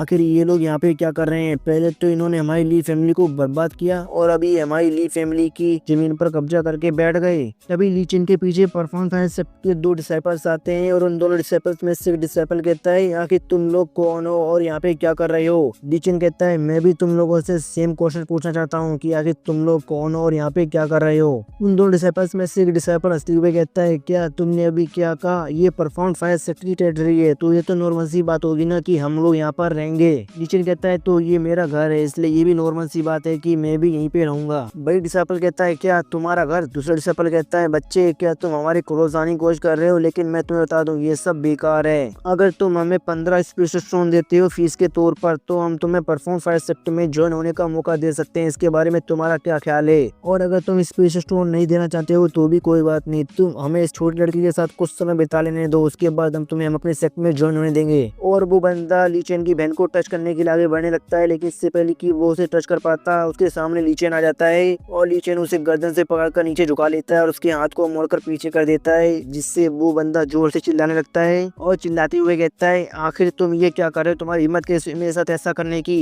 लेकिन ली चेन उसे एक जोरदार थप्पड़ मारता है और उस थप्पड़ में इतनी ताकत होती है कि एक थप्पड़ में उस बंदे की गर्दन टूट जाती है और वो वहीं पे मारा जाता है। ये देखकर दूसरे डिसिपल काफी ज्यादा घबरा जाता है और घबराते हुए कहता है, क्या तुमने उसे जान से मार दिया? तुम इंसान नहीं, तुम राक्षस हो, भागो यहाँ से वरना ये मुझे भी जान से मार देगा। और वो बंदा वहाँ से भागने लगता है, लेकिन तभी अचानक से ली चेन उसके सामने आ जाता है और उससे कहता है, मैं तुमसे 2 सवाल पूछूंगा। सबसे पहला सवाल, आखिर परफॉर्मेंस फायर सेक्टर मेरी ली फैमिली के सेक्टर लैंड पर क्या कर रहा है? वो बंदा घबराते हुए कहता है, नहीं नहीं प्लीज मुझे जान से मत मारना, मैं तुम्हें सब बताऊंगा जो भी तुम जानना चाहते हो। तुम्हें तो पता ही हुआ कि हमारे परफॉर्मेंस फायर सेक्टर ने बाकी सभी के साथ मिलकर तुम्हारी ली फैमिली को बर्बाद किया था, और जब तुम्हारी ली फैमिली के एसेट्स को बांटा जा रहा था तो हमारे परफॉर्मेंस फायर सेक्टर को तुम्हारी ली फैमिली की जमीन मिली और हम लोगों ने अपना परफॉर्मेंस फायर सेक्टर तुम्हारी ली फैमिली की जमीन पर ही बसा लिया और हमारे सारे डिसेबल्स यहीं पे रहने लगे। ली चेन कहता है, और मेरा दूसरा सवाल है कि यहाँ पे सबसे ज्यादा ताकतवर इंसान कौन है और उसका कल्टीवेशन लेवल क्या है? वो डिसेबल कहता है, परफॉर्मेंस फायर सेक्टर के इस जगह के इंचार्ज 4th एल्डर हैं, और क्योंकि मैं एक आउटर डिसेबल हूँ इसलिए मुझे पता नहीं है कि एल्डर का कल्टीवेशन लेवल क्या है। उस एल्डर का नाम सुनकर ली चेन काफी ज्यादा हैरान हो जाता है और कहता है, ये तो मेरी ली फैमिली का मेंबर था। तो अब मुझे समझ में आया कि असली रीजन क्या था जिसकी वजह से मेरी ली फैमिली इतनी जल्दी बर्बाद हो गई, क्योंकि मेरी ली फैमिली काफी सारे लोगों ने मेरी ली फैमिली को धोखा दे दिया था और दुश्मनों के साथ जाकर मिल गए थे, इसलिए इतनी आसानी से मेरी ली फैमिली बर्बाद हो गई। मैं उन गद्दारों को छोड़ूंगा नहीं। ली चेन की बहन कहती है, भाई हम इस गद्दार को बिल्कुल भी नहीं छोड़ने वाले, इसने हमारी ली फैमिली को धोखा दिया, इसकी वजह से हमारी ली फैमिली बर्बाद हो गई। ली चेन कहता है, तुम बिल्कुल भी चिंता मत करो, आज तो ये यहीं पे मरेगा, चलो अब अंदर चलते हैं। और वो लोग उस जगह के अंदर चले जाते हैं। अभी हमें ली चेन के पीछे परफॉर्म फायर सेक्टर के डिसेबल को दिखाया जाता है। इसने सब कुछ देख लिया होता है, मतलब ली चेन को सारे डिसेबल्स को मारते हुए देख लिया होता है, और वो डिसेबल अपने आप से ही कहता है, ये बंदा तो बहुत ही ज्यादा खतरनाक है, इसके अंदर से आने वाला आईसी ओरा बहुत ही ज्यादा खतरनाक है, इसकी ओरा के अंदर तो मैं सांस भी नहीं ले पा रहा हूँ, मुझे जल्दी से जल्दी यहाँ से भागना होगा, अब मैं और ज्यादा परफॉर्म फायर सेक्टर के अंदर नहीं रह सकता हूँ वरना मैं भी मारा जाऊंगा। और वो बंदा वहाँ से भागने लगता है, लेकिन तभी उसके सामने एक डीमन आ जाता है और वो डीमन हंसते हुए उससे कहता है, आखिर तुम कहाँ जा रहे हो, ये मेरा डिनर टाइम है। उस डीमन को देखकर वो डिसेबल कहता है, आखिर तुम कौन हो? वो डीमन अपने दोनों हाथों को फैलाता है और उसके दोनों हाथों पे अजीब से मुंह बने होते हैं, और वो डीमन हंसते हुए कहता है, यंग मास्टर ने कहा है कि यहाँ पे किसी को भी जिंदा छोड़ना नहीं है, इसलिए अब तुम्हें मरना होगा। और ये डीमन होता है ब्लड डीमन,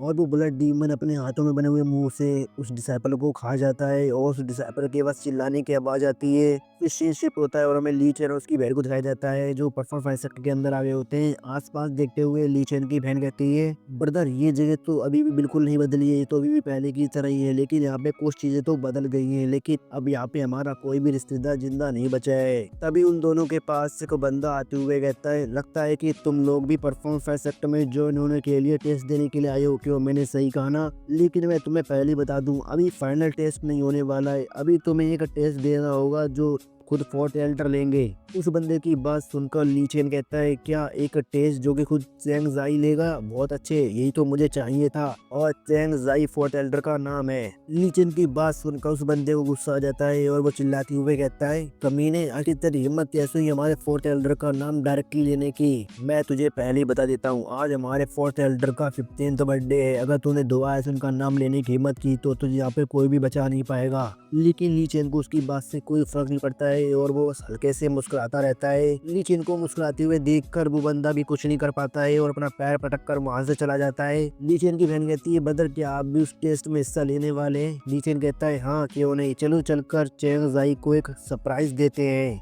फिर सीन दोबारा शिफ्ट होता है और हमें वो जरूर दिखाया जाता है जहाँ पर टेस्ट हो रहा होता है। ली चेन और उसकी बहन वो लोग भी वहाँ पर आ जाते हैं और वहाँ पर टेस्ट लेने वाला बंदा जो से चिल्लाकर टेस्ट के बारे में बता रहा होता है और वो टेस्ट के महत्व को बता रहा होता है कि टेस्ट को पास होने पर उन्हें क्या क्या फायदे मिलेंगे। और सारी बकवास कर लेने के बाद वो बंदा फाइनली टेस्ट को शुरू कर देता है। तभी उस टेस्ट लेने वाले बंदे के पीछे एक लड़की आ जाती है। उस लड़की को देखकर वहाँ पे खड़े हुए सारे लोग काफी ज्यादा हैरान हो जाते हैं। तभी टेस्ट लेने वाला बंदा उस लड़की के पास जाकर हाथ जोड़कर कहता है, नाइन्थ मिस आखिर आप यहाँ पे क्या कर रही हैं? वो लड़की यानी नाइन्थ मिस कहती है, मेरे बारे में ज्यादा चिंता करने की जरूरत नहीं है, मैं तो बस यहाँ पर ऐसे ही घूमने के लिए आई थी। आफ्टर ऑल ये जगह एंशियंट लैंड है जो कि इमोर्टल एम्परर फैमिली की हुआ करती थी, जो कि ली फैमिली थी। ये जगह काफी ज्यादा खास है, यहाँ पर तो हर कोई आना चाहेगा। और उस लड़की को देखकर सारे बंदे आपस में उसकी खूबसूरती के बारे में बात कर रहे होते हैं और उन सभी के मुंह से लार टपक रही होती है। उन सभी बंदों की बातें सुनने के बाद ली चेन को पता चलता है कि वो लड़की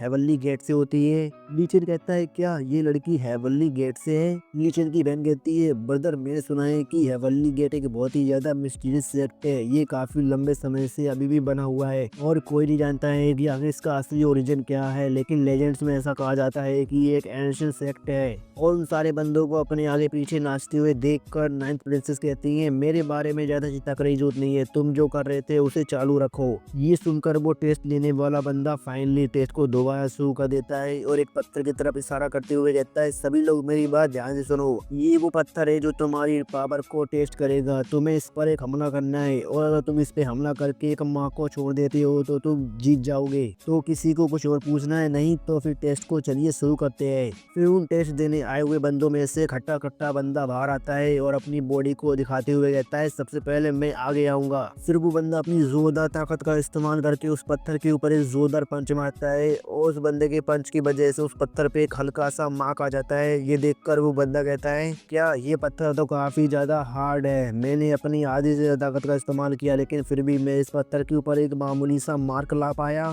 टेस्ट लेने वाला बंदा कहता है, तुम्हें इस बारे में ज्यादा चिंता करने की जरूरत नहीं है, वैसे भी शुआनबू स्टोन दुनिया का सबसे ज्यादा ताकतवर पत्थर है, ये योल से भी ज्यादा मजबूत है। तुमने अपनी आधी ताकत के साथ इस पे एक मार्क ला दिया, यही बहुत बड़ी बात है, इसलिए तुम्हें इसके बारे में ज्यादा चिंता करने की जरूरत नहीं है। अब अगला कौन है? जल्दी से आगे आओ। तभी उन लोगों में से एक और बंदा आगे आ रहा होता है, लेकिन तभी पीछे से कोई उससे कहता है, रुको। वो बंदा पीछे की तरफ मुड़ के देखता है और कहता है, हाँ क्या है, क्या तुम्हें कुछ चाहिए? और उस बंदे को पीछे से आवाज देने वाला कोई और नहीं बल्कि ली चेन होता है। ली चेन आगे आते हुए कहता है, मेरे पास बर्बाद करने के लिए ज्यादा समय नहीं है, इसलिए मैं सबसे पहले आगे जाऊंगा। ली चेन की बात सुनकर टेस्ट लेने वाला बंदा कहता है, क्या समय को बर्बाद करना आखिर तुम्हारे कहने का मतलब क्या है? तुम्हें क्या लगता है कि हम लोग यहाँ पे मजाक कर रहे हैं? लेकिन ली चेन उसकी बात पे बिल्कुल भी ध्यान नहीं देता है और आगे बढ़ के उस पत्थर के ऊपर एक जोरदार पंच मारता है और ली चेन की बस एक ही पंच में वो पत्थर टुकड़े टुकड़े होकर हर तरफ बिखर जाता है। ये देखकर वहाँ पे जितने भी लोग होते हैं वो सब शॉक हो जाते हैं। टेस्ट लेने वाला बंदा चिल्लाते हुए कहता है, क्या तुमने असम में शुहानबू स्टोन को तोड़ दिया, वो भी बस एक ही पंच में? ये तो काफी ज्यादा खतरनाक ताकत है। नाइन्थ प्रिंसेस कहती हैं, इस बंदे ने अभी जिस पंच का इस्तेमाल किया उस पंच में बिल्कुल भी स्पिरिचुअल पावर महसूस नहीं हुई। इसका मतलब है कि इस बंदे ने उस पंच के अंदर केवल अपनी फिजिकल स्ट्रेंथ का इस्तेमाल किया था। ये बंदा तो काफी ज्यादा एक्स्ट्रा ऑर्डर रही है, इसने तो अपनी बस ताकत से ही उस पत्थर को तोड़ दिया। और ली चेन की काबिलियत से वो टेस्ट देने वाला बंदा भी काफी ज्यादा खुश हो जाता है और खुशी के साथ कहता है, बच्चे बहुत अच्छे, तुमने काफी अच्छा काम किया। परफॉर्मेंस 5 सेक्ट के 1000 साल के इतिहास में आज तक कोई भी इस पत्थर को तोड़ नहीं पाया, लेकिन तुमने बस अपने एक ही पंच में इस पत्थर को तोड़ दिया। तुम्हारे पास एक बहुत ही ज्यादा कमाल की ताकत है, तुम्हारा फ्यूचर लिमिटलेस होगा और तुम्हें तो परफॉर्म 5 सेक्टर में जो होने का मौका जरूर मिलेगा। ली चेन उसकी फालतू बात को बीच में काटते हुए कहता है, बकवास करना बंद करो और अगले राउंड के बारे में बताओ। फिर वो टेस्ट लेने वाला बंदा नेक्स्ट राउंड के बारे में बताते हुए कहता है, नेक्स्ट राउंड काफी ज्यादा आसान है, तुम सभी को इस मास्टर अरीना के अंदर एक दूसरे के साथ फाइट करनी है और अंत में जो खड़ा रहेगा वो जीत जाएगा। ली चेन वहाँ पर जितनी बंदे टेस्ट देने के लिए आए हुए होते हैं उन सबसे कहता है, मेरे पास बर्बाद करने के लिए ज्यादा समय नहीं है, एक काम करो तुम सब एक साथ मेरे ऊपर हमला करने के लिए आओ। ली चेन की बात सुनकर उन सारे बंदों को मिर्ची लग जाती है और वो गुस्से में कहते हैं, घमंडी लड़की, आखिर तेरी हिम्मत कैसे हुई हमारे साथ ऐसे बात करने की? क्या तू हमें गुस्सा दिलाने की कोशिश कर रहा है? और अब तूने हमें गुस्सा दिलाई दिया है तो तू अब इसकी कीमत चुका। और वो सारे बंदे एक साथ मिलकर ली चेन के ऊपर हमला कर देते हैं, लेकिन ली चेन काफी आसानी से उन सभी बंदों को हरा देता है। उन सारे बंदों को ठिकाने लगाने के बाद ली चेन कहता है, तो ये राउंड भी खत्म हुआ, अब हम आगे बात करें। टेस्ट लेने वाला बंदा हक्का बक्का रह जाता है और कहता है, हाँ ये क्या हुआ? क्या मैं कुछ गलत देख रहा हूँ? ये कैसे हो सकता है? ये तो नामुमकिन है, अभी तो मैंने ठीक से आंख भी नहीं झपकाई थी और इसने सबको निपटा भी डाला। नाइन्थ मिस कहती हैं ये बंदा तो काफी ज्यादा खतरनाक है, ये काफी ज्यादा रूथलेस है और काफी ज्यादा स्मार्ट भी। इसने जितने भी मूव्स का इस्तेमाल किया वो सारे मूव काम के थे, इसने एक भी फालतू मूव का इस्तेमाल नहीं किया और इसने अपनी फिजिकल बॉडी का काफी अच्छे से इस्तेमाल किया। आखिर इसके जैसा ही कमाल का बंदा परफॉर्म 5 सेक्ट का एक आउटर डिसाइपर क्यों बनना चाहता है। फिर लीचेन उस टेस्ट लेने वाले बंदे के पास आकर कहता है तो अब तुम्हारे सारे टेस्ट खत्म हो गए, क्या हम जाकर चैंगज़ाई से मिल सकते हैं। टेस्ट लेने वाला बंदा घबराते हुए कहता है हाँ हाँ ठीक है चलो, हमें तुम्हें लेके चलता हूँ। वो बंदा लीचेन को लेकर जा ही रहा होता है कि तभी बीच में नाइन्थ मिस आ जाती है और वो खुशी से कहती है यंग मास्टर क्या मैं जान सकती हूँ कि आपका नाम क्या है, मैं हेवनली गेट से हूँ। उसने अभी इतना ही कहा होता है कि लीचेन कहता है मुझे तुम्हारे बारे में जानने में कोई भी दिलचस्पी नहीं है, चलो चलते हैं। और लीचेन आगे बढ़ जाता है और नाइन्थ मिस का पोपट हो जाता है। टेस्ट लेने वाला बंदा चिल्लाते हुए कहता है ये कितना ज्यादा घटिया इंसान है, आखिर इसकी हिम्मत कैसे ही नाइन्थ मिस के साथ ज्यादा रूडली बात करने की। नाइन्थ मिस कहती है कोई बात नहीं, मैं काफी लंबे समय बाद किसी ऐसे बंदे से मिली हूँ जिसकी पर्सनैलिटी काफी ज्यादा स्ट्रॉन्ग है। फिर हमें एक हॉल का सीन दिखाया जाता है जहाँ पर फोर्थ एल्डर की बर्थडे पार्टी चल रही होती है और वहाँ पर काफी सारे मेहमान आए होते हैं जो आसपास बैठे होते हैं और मस्त दावत का मजा उड़ा रहे होते हैं। फिर वहाँ पर भाई पुरानी वाली बकवास शुरू हो जाती है। वहाँ पर जितने बंदे आए होते हैं वो सारे बंदे फोर्थ एल्डर को ग्रीट कर रहे होते हैं, गिफ्ट दे रहे होते हैं और भी बहुत कुछ दे रहे होते हैं और फालतू की बकवास कर रहे होते हैं। और काफी सारी बकवास करने के बाद जाकर वो सारे बंदे चुप होते हैं। तभी फोर्थ एल्डर कहता है आप सभी लोगों का बहुत बहुत शुक्रिया कि आप मेरे बुलाने पर यहाँ पर आए, मैं तहे दिल से आप सभी का शुक्रिया अदा करता हूँ। ये सुनकर वहाँ पर आए हुए बंदे और भी ज्यादा फोर्थ एल्डर की चाटने लगते हैं। तभी फोर्थ एल्डर कहता है बस बस मेरी यहाँ बहुत ज्यादा तारीफ करने की कोई जरूरत नहीं है, आराम से बैठो और ड्रिंक करो, आज हम लोग पूरी तरह से टल्ली होने तक पियेंगे।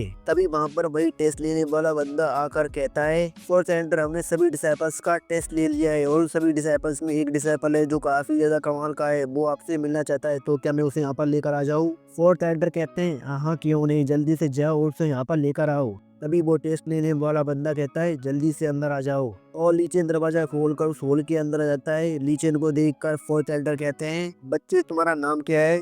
लीचेन शांति से कहता है मेरा नाम ली चैन है। नाइन्थ मिस सोच रही होती है ली चैन, लगता है कि ये बंदा भी मेरी तरह यहाँ किसी और मकसद से आया है। फोर्थ एल्डर को सोचते हुए कहते हैं ली चैन ये नाम तो कहीं सुना सुना सा लगता है कि मैंने ये नाम पहले भी सुना है। अरे हाँ अभी मुझे याद है, यही तो उसे कहा जाता था, वो ली फैमिली का विकास है मास्टर, उसे भी तो ली चैन ही कहा जाता था। लेकिन काफी ज्यादा दुख की बात है कि वो काफी ज्यादा दर्दनाक मौत मरा। चलो अब जल्दी से मेरे पास आओ और मेरे गिलास में वाइन भरो और उसके बाद मैं तुम्हें अपना डिसाइपल बना लूंगा। तभी वो टेस्ट लेने वाला बंदा एक वाइन के गिलास को लीचेन को देते हुए कहता है ये लो जल्दी से जाओ और जाकर फोर्थ एल्डर को वाइन का गिलास दो, ये तुम्हारे पास एक अच्छा मौका है अपनी लाइफ को चेंज करने का। लीचेन उस वाइन के गिलास को ले लेता है लेकिन वो अपनी जगह से बिल्कुल भी नहीं हिलता है। ये देखकर उस पे बैठा हुआ एक बंदा कहता है आखिर तुम इंतजार किस बात का कर रहे हो, जल्दी से अपने घुटने टेक कर फोर्थ एल्डर को उनकी वाइन दो वरना तुम्हारे लिए बिल्कुल भी अच्छा नहीं रहेगा। लेकिन लीचेन उसे वाइन का गिलास तो ले देता है लेकिन लीचेन सीधा उसे वाइन ही दे देता है, वो भी उसके मुंह पर,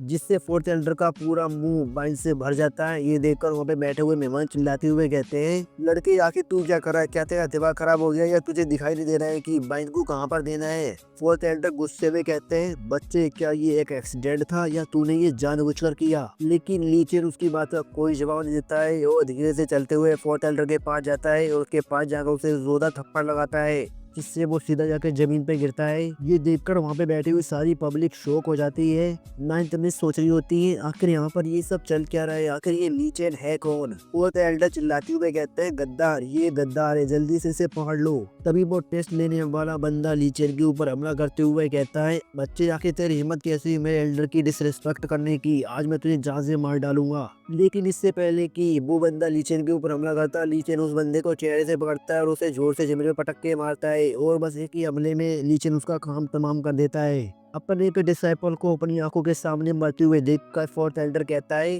क्या तूने मेरी आंखों के सामने मेरे परफॉर्म सक्सेस सीनियर डिसाइपल को जान से मार डाला, वो भी एक ही मुंह में, आखिर तू असल में है कौन। लीचेन कहता है ली चैंगजी, बुड्ढे कुत्ते कहीं के, क्या तूने अभी तक मुझे नहीं पहचाना, तेरी याददाश्त तो काफी ज्यादा कमजोर है। लीचेन की बात सुनकर फोर्थ एल्डर ध्यान से लीचेन के चेहरे को देखते हैं और घबराते हुए कहते हैं क्या ये चेहरा, ये आवाज, तू तो ली फैमिली का यंग मास्टर ली चेन है।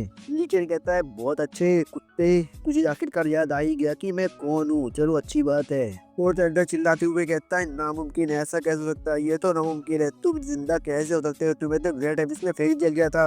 और ये जानकर कि यही ली फैमिली का यंग मास्टर ली चैन है, वहाँ पर आए हुए सारे लोग काफी ज्यादा हैरान हो जाते हैं और आपस में बात करने लगते हैं। नाइन्थ में सोच रही होती है, क्या ये ली चैन है जो कि ली फैमिली का यंग मास्टर था, लेकिन ये जिंदा कैसे हो सकता है, इसे तो ग्रेट एबिस में फेंक दिया गया था। कई ग्रेट एबिस से जिंदा वापस आ गया, लेकिन ऐसा कैसे हो सकता है, आज तक कोई भी ग्रेट एबिस से जिंदा वापस नहीं आया है। ये तो एक बहुत ही बड़ी न्यूज है, आज तक कोई भी नहीं जान पाया है कि आखिर ग्रेट एबिस के अंदर है क्या। अगर हमें इसकी मदद मिल जाए तो हमें पता चल जाएगा कि ग्रेट एबिस के अंदर आखिर है क्या। तभी फोर्थ एल्डर चिल्लाते हुए कहता है, तुम सभी लोग अपनी बकवास करना बंद करो, कोई फर्क नहीं पड़ता है कि ये कैसे जिंदा बच गया, लेकिन क्योंकि इसने जिंदा बचने के बाद दोबारा से मेरे सामने आने की हिम्मत की है, तो अब मैं खुद इसे अपने हाथों से जान से मारूंगा। और वहाँ पर आए हुए सारे लोग ली चेन को मारने के लिए तैयार हो जाते हैं। तभी पीछे से नाइन्थ मिस चिल्लाते हुए कहती है, रुको। नाइन्थ मिस की बात सुनकर फोर्थ एल्डर कहता है, नाइन्थ मिस आपको बिल्कुल भी चिंता करने की जरूरत नहीं है, ली चेन को मारने का क्रेडिट आपको भी मिलेगा। नाइन्थ मिस ली चेन के पास आते हुए कहती है, तुम लोग कुछ ज्यादा ही सोच रहे हो, मैं ली चेन को मारने वाली नहीं हूँ, बल्कि मैं ली चेन को प्रोटेक्ट करूंगी और मेरे रहते कोई भी ली चेन के ऊपर हमला नहीं कर सकता है। ये सुनकर ली चेन कंफ्यूज हो जाता है और फोर्थ एल्डर हैरानी से कहता है, नाइन्थ मिस आखिर आपके कहने का मतलब क्या है।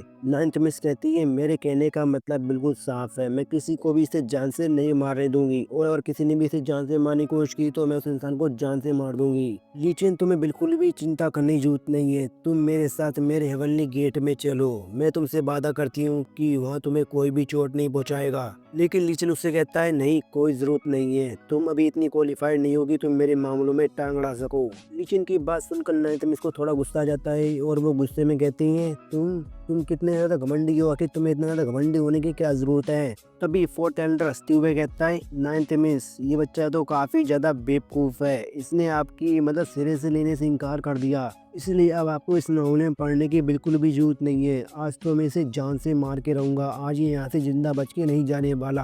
और फोर्थ एल्डर ली चेन के ऊपर हमला करने के लिए आगे बढ़ने लगते हैं, लेकिन तभी पीछे से कोई उनसे कहता है, फोर्थ एल्डर, आपको इस छोटे से बच्चे के लिए खुद एक्शन लेने की कोई जरूरत नहीं है, इसके लिए तो मैं ही काफी हूँ, मैं आपके लिए इसे जान से मार दूंगा। फिर वो टकला सा बंदा आगे आता है और अपनी तलवार को लहराते हुए ली चेन से कहता है, बच्चे, तो मुझे बताओ कि तुम किस तरह से मरना चाहोगे। तभी पीछे से नाइन्थ मिस कहती है, ये बंदा तो सेवर गैंग का बॉस है, इसकी सेवर टेक्निक काफी ज्यादा खतरनाक है, इस बंदे से डील करना काफी ज्यादा मुश्किल होने वाला है। उसने भी ये कहा ही होता है कि तभी ली चेन साउंड की स्पीड से आगे बढ़ता है और उसके पेट में एक जोरदार पंच मारता है और बस एक ही पंच में उस बंदे का काम तमाम हो जाता है। ये देखकर नाइन्थ मिस कहती है, मुझे माफ करना, मैं अपनी बात वापस लेती हूँ। तभी एक और कल्टीवेटर ली चेन को मारने के लिए आगे बढ़ता है और ली चेन से कहता है, बच्चे, तुम्हारे पास थोड़ी बहुत तो स्किल से लगता है कि तुम मुझसे लड़ने के लायक हो, आज मैं तुम्हें जान से मारकर फोर्थ एल्डर के बर्थडे को सेलिब्रेट करूंगा और तुम्हारे सर को उन्हें गिफ्ट करूंगा।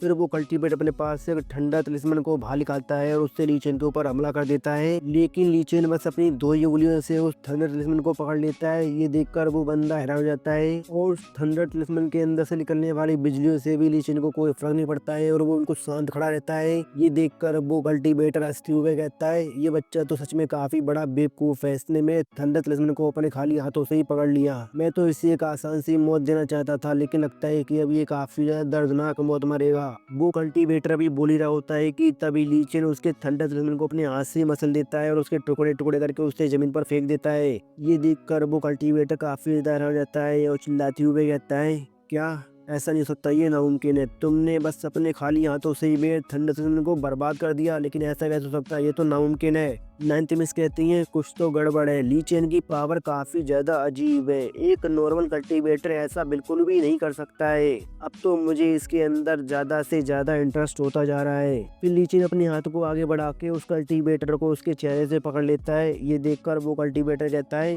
तुम ये क्या कर रहे हो। ये सुनकर ली चेन मुस्कुराते हुए कहता है, क्या करने वाला हूँ, अभी बताता हूँ कि मैं क्या करने वाला हूँ, मैं बस केवल तेरे तिलिस्मन को ही क्रश नहीं करने वाला हूँ, बल्कि मैं तुझे भी क्रश करने वाला हूँ। और ली चेन अपनी पावर का इस्तेमाल करता है और उस बंदे के चेहरे को पकड़ता है और उसे वहीं पे जलाकर राख कर देता है। ये देखकर वहाँ पे खड़े हुए बाकी बंदे आपस में बात करते हुए कहते हैं, क्या इसने डाओइस्ट चेंग ली को जान से मार दिया। डाओइस्ट चेंग ली तो 200 साल से कल्टीवेट कर रहे हैं और उन्होंने सेकंड रीलम को भी हासिल कर लिया था, फिर आखिर इस बच्चे ने उन्हें इतनी आसानी से कैसे जान से मार दिया। उस कल्टीवेटर को जान से मारने के बाद ली चेन फोर्थ एल्डर से कहता है, ली चेंगजी अब तेरी बारी है, मरने के लिए तैयार हो जा। ली चेन की बात सुनकर पहले तो फोर्थ एल्डर की फट जाती है, लेकिन फिर वो हिम्मत करके कहता है, क्या तुम मुझे जान से मारना चाहते हो? लेकिन तुम अभी इतने क्वालिफाइड नहीं हो कि मुझे जान से मार सको। तुम इस समय परफॉर्मर 5 की टेरिटरी में हो। फिर वो अपने साइड डिसाइपल्स से चिल्लाते हुए कहता है, मेरे साइड डिसाइपल्स मेरी बात ध्यान सुनो, जल्दी से इस पे हमला करो और इसे जान से मार दो। जो भी इसे जान से मारेगा मैं उससे ट्रू डिसाइपल बना दूंगा। फोर्थ एल्डर की बात सुनकर परफॉर्म 5 के साइड डिसाइपल्स ली चेन को चारों तरफ से घेर लेते हैं और कहते हैं, जल्दी से इस पर हमला करो। जो भी इसे सबसे पहले मारेगा उसी बस केवल ट्रू डिसाइपल की पोजीशन मिलेगी, इसे तो मैं ही जान से मारूंगा। और वो साइड डिसाइपल्स ली चेन के ऊपर हमला कर देते हैं और ली चेन उन सबके हमलों से बचते हुए कहता है, ली चेंगजी चाहे तू आज कितनी भी कोशिश कर ले, लेकिन तू आज यहाँ से जिंदा बच के नहीं जाने वाला। और ली चेन उन साइड डिसाइपल्स को एक एक करके मारने लगता है। ये देखकर फोर्थ एल्डर की काफी ज्यादा फट जाती है और वो वहाँ से भागते हुए अपने मन में कहता है, ली चेन जिंदा बच के वापस आ गया है, लेकिन ये जब से जिंदा बचकर वापस आया तब से काफी ज्यादा अजीब लग रहा है। मुझे जल्दी से जाके इस सब के बारे में सेक्ट लीडर को रिपोर्ट करना होगा, वरना ये काफी बड़ी प्रॉब्लम हो जाएगी। और फोर्थ एल्डर को वहाँ से भागते हुए देखकर ली चेन उन साइड डिसाइपल्स के बीच से आगे बढ़ने लगता है फोर्थ एल्डर को मारने के लिए। ये देखकर फोर्थ एल्डर हंसते हुए कहते हैं, यहाँ पर परफॉर्म 5 सेक्ट के 100 से भी ज्यादा डिसाइपल्स हैं। तुम्हें क्या लगता है कि तुम उन सारे डिसाइपल्स के बीच से जिंदा बच के वापस आ सकते हो? तुम तो सच में काफी बड़े बेवकूफ हो जो तुम ऐसा सोचते हो। वो अभी भाग ही रहा होता है कि तभी अचानक से वो रुक जाता है, क्योंकि उसके सामने एक डिसाइपल आगे गिरता है, जिसकी वजह से वो शॉक हो जाता है। तभी पीछे से उसे ली चेन की आवाज सुनाई देती है, मैंने तुझसे कहा था ना कि अगली बारी तेरी है, तो मरने के लिए तैयार हो जा। ली चेन की बात सुनकर फोर्थ एल्डर की फटके चार हो जाती है और वो घबराते हुए कहता है, नहीं नहीं ऐसा नहीं हो सकता है, ऐसा कैसे हो सकता है, तुम मेरे पास कैसे आ सकते हो? ली चेन चलते चलते फोर्थ एल्डर के पास आ जाता है और उसके सामने खड़ा होकर उससे कहता है, जल्दी से मेरे सामने घुटने टेक कर मुझसे रहम की भीख मांग। हालांकि वो बात अलग है कि मैं उसके बाद भी तुझे जिंदा तो नहीं छोड़ने वाला। ये सुनकर फोर्थ एल्डर हंसते हुए कहता है, क्या मैं तेरे सामने घुटनों के बल बैठ कर रहम की भीख मांगू? तू कुछ ज्यादा ही बड़े सपने देख रहा है बच्चे। तुझे सच में ऐसा लगता है कि तू मुझे यानी ली चेंगजी को जान से मार सकता है? अगर तुझे ऐसा लगता है तो मैं तुझे बता दूं कि तू बस केवल बेकार के सपने देख रहा है। आज मैं तुझे जान से मार के ही रहूंगा। और वो अपनी पावर को रिलीज करते हुए अपने पंजे से ली चेन के ऊपर हमला कर देता है, लेकिन इससे पहले कि उसका हमला ली चेन के पास पहुंच पाता, ली चेन उसके घुटने में एक जोरदार पैर मारता है, जिससे वो दर्द से चिल्लाने लगता है और अपना पैर पकड़कर इधर उधर लौटने लगता है। फिर ली चेन दोबारा से अपना पैर उठाकर धड़ाधड़ फोर्थ एल्डर के ऊपर बजा डालता है और वहाँ पर बस केवल फोर्थ एल्डर की चीखने चिल्लाने की आवाजें आती हैं। फोर्थ एल्डर की आवाजें सुनकर बाकी साइड डिसाइपल्स काफी ज्यादा घबरा गए होते हैं और वो अपनी जगह से बिल्कुल भी नहीं हिलते हैं। फोर्थ एल्डर को अच्छी तरह से तोड़ने के बाद ली चेन उनसे कहता है, ली चेंगजी तू मेरी ली फैमिली का एक मेंबर था और तू ली फैमिली की 5th ब्रांच का हेड भी था, लेकिन तूने मेरी ली फैमिली को धोखा दिया और एक गद्दार बन गया। और ली फैमिली के अंदर गद्दारों के लिए बस एक ही सजा है और वो है सजाए मौत।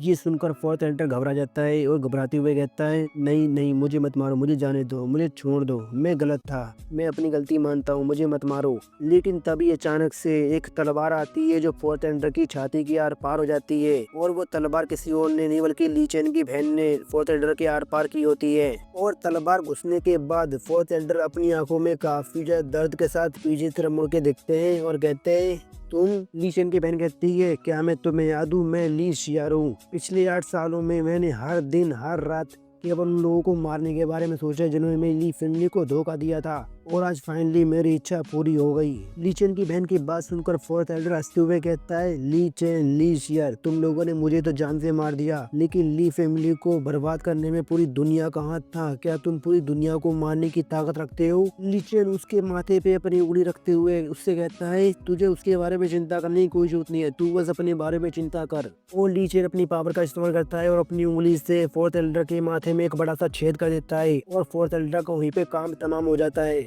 फोर्थ एल्डर को मरते हुए देखकर परफॉर्म 5 के बाकी साइड डिसाइपल्स भी काफी ज्यादा घबरा जाते हैं और डर के मारे वहाँ से भाग जाते हैं। फिर हमें हॉल के बाहर का सीन दिखाया जाता है। हॉल के बाहर वही दोनों मेल फीमेल पंखों वाले डीमन खड़े होते हैं। तभी वो फीमेल पंखों वाली डीमन कहती है, पता नहीं यंग मास्टर अंदर क्या कर रहे होंगे, यहाँ पर परफॉर्म 5 के काफी साइड डिसाइपल्स हैं, इसलिए मुझे उनकी थोड़ी चिंता हो रही है। मेल पंखों वाला डीमन कहता है, तुम्हें चिंता करने की कोई जरूरत नहीं है, नंबर से कोई फर्क नहीं पड़ता है, यंग मास्टर काफी ज्यादा पावरफुल है, वो फ्रोजन पूल से जिंदा वापस आ गए थे और उन्हें लेडीज जाई ने चूज किया है, इसलिए तुम्हें उनकी बिल्कुल भी चिंता करने की जरूरत नहीं है। फीमेल पंखों वाली डेमन कहती है, हाँ तुमने बिल्कुल सही कहा, फ्रोजन पूल ग्रेट एबिस की सबसे ज्यादा खतरनाक जगह है। अगर यंग मास्टर वहाँ से जिंदा वापस आ सकते हैं तो ये लोग तो उन्हें कभी भी नहीं मार सकते हैं। फिर हमें परफॉर्म फायर सेक्टर के काफी सारे डिसाइपल्स को दिखाया जाता है जो पता नहीं जमीन पर लेट के क्या कर रहे होते हैं। फिर परफॉर्म फायर सेक्टर के 2 और डिसाइपल्स को दिखाया जाता है जो आपस में बात करते हुए कहते हैं, चलो जल्दी से हमें यहाँ से भागना होगा, परफॉर्म फायर सेक्टर बिल्कुल भी रहने के लायक नहीं बचा है। यहाँ पर जो भी हुआ है हमें जल्दी से जाकर उस सब के बारे में सेक्ट लीडर को बताना होगा कि यहाँ पे क्या हुआ है। लेकिन इससे पहले कि वो दोनों डिसेबल वहाँ से जा पाते, वो दोनों मेल फीमेल पंखों वाले डेमन उन दोनों के सामने आ जाते हैं।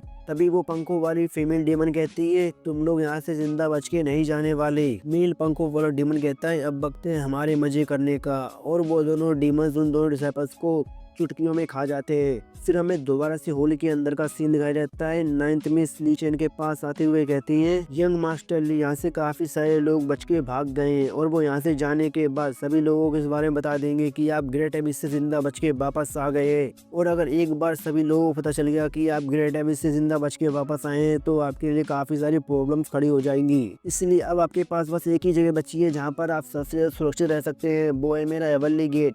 आप मेरे हेवनली गेट में जो न जाइए, मेरा हेवनली गेट आपकी पूरी सुरक्षा करेगा। ली चेन कहता है, कोई भी न्यूज यहाँ से बाहर नहीं जाने वाली। 9th मिस कहती है, कोई भी न्यूज यहाँ से बाहर नहीं जाने वाली, आखिर तुम्हारे कहने का मतलब क्या है? ली चेन कहता है, क्योंकि यहाँ से कोई जिंदा वापस जाने ही वाला नहीं है तो न्यूज कौन फैलाएगा। 9th मिस कहती है, नामुमकिन, यहाँ पर 100 से भी ज्यादा परफॉर्म फायर सेक्रेट ज़ैपर्स थे जो ली फैमिली के अंदर रह रहे थे, तुम्हारे लिए अकेले उन सबको मार पाना नामुमकिन है, इसलिए खबर तो फैल कर ही रहेगी। और वो लोग बात करते करते ही हॉल से बाहर आ जाते हैं। तभी ली चेन के सामने उसके सारे डीमंस आ जाते हैं और वो ली चेन से कहते हैं, यंग मास्टर, हमने यहाँ से बचने वाले सभी लोगों को जान से मार दिया है, कोई भी यहाँ से जिंदा बच के नहीं भाग पाया है, हमने सभी को जान से मार दिया। उन सारे डीमंस को देखकर 9th मिस कहती है, ये हो रहा, ये तो काफी ज्यादा पावरफुल हो रहा है, कहीं ये लोग। तभी वहाँ पर और भी काफी सारे डीमंस आ जाते हैं और वो सभी ली चेन से सेम बात कहते हैं कि हमने सारे लोगों को जान से मार दिया, कोई भी यहाँ से जिंदा बच के नहीं गया है। इतने सारे डीमंस को देखकर 9th मिस कहती हैं, ये सारे लोग यंग मास्टर ली, क्या ये सारे आपके सबऑर्डिनेट्स हैं? लेकिन लीचन उसकी बात को इग्नोर करते हुए कहता है, तो तुमने देखा अब यहाँ पे कोई भी जिंदा नहीं बचा है सिवाय तुम्हारे। 9th मिस कहती है, मुझे पता है कि आप मुझे जान से नहीं मारने वाले, क्यों मैंने सही कहा ना? लीचन कहता है, मुझे एक रीजन दो कि मैं तुम्हें जान से ना मारूं।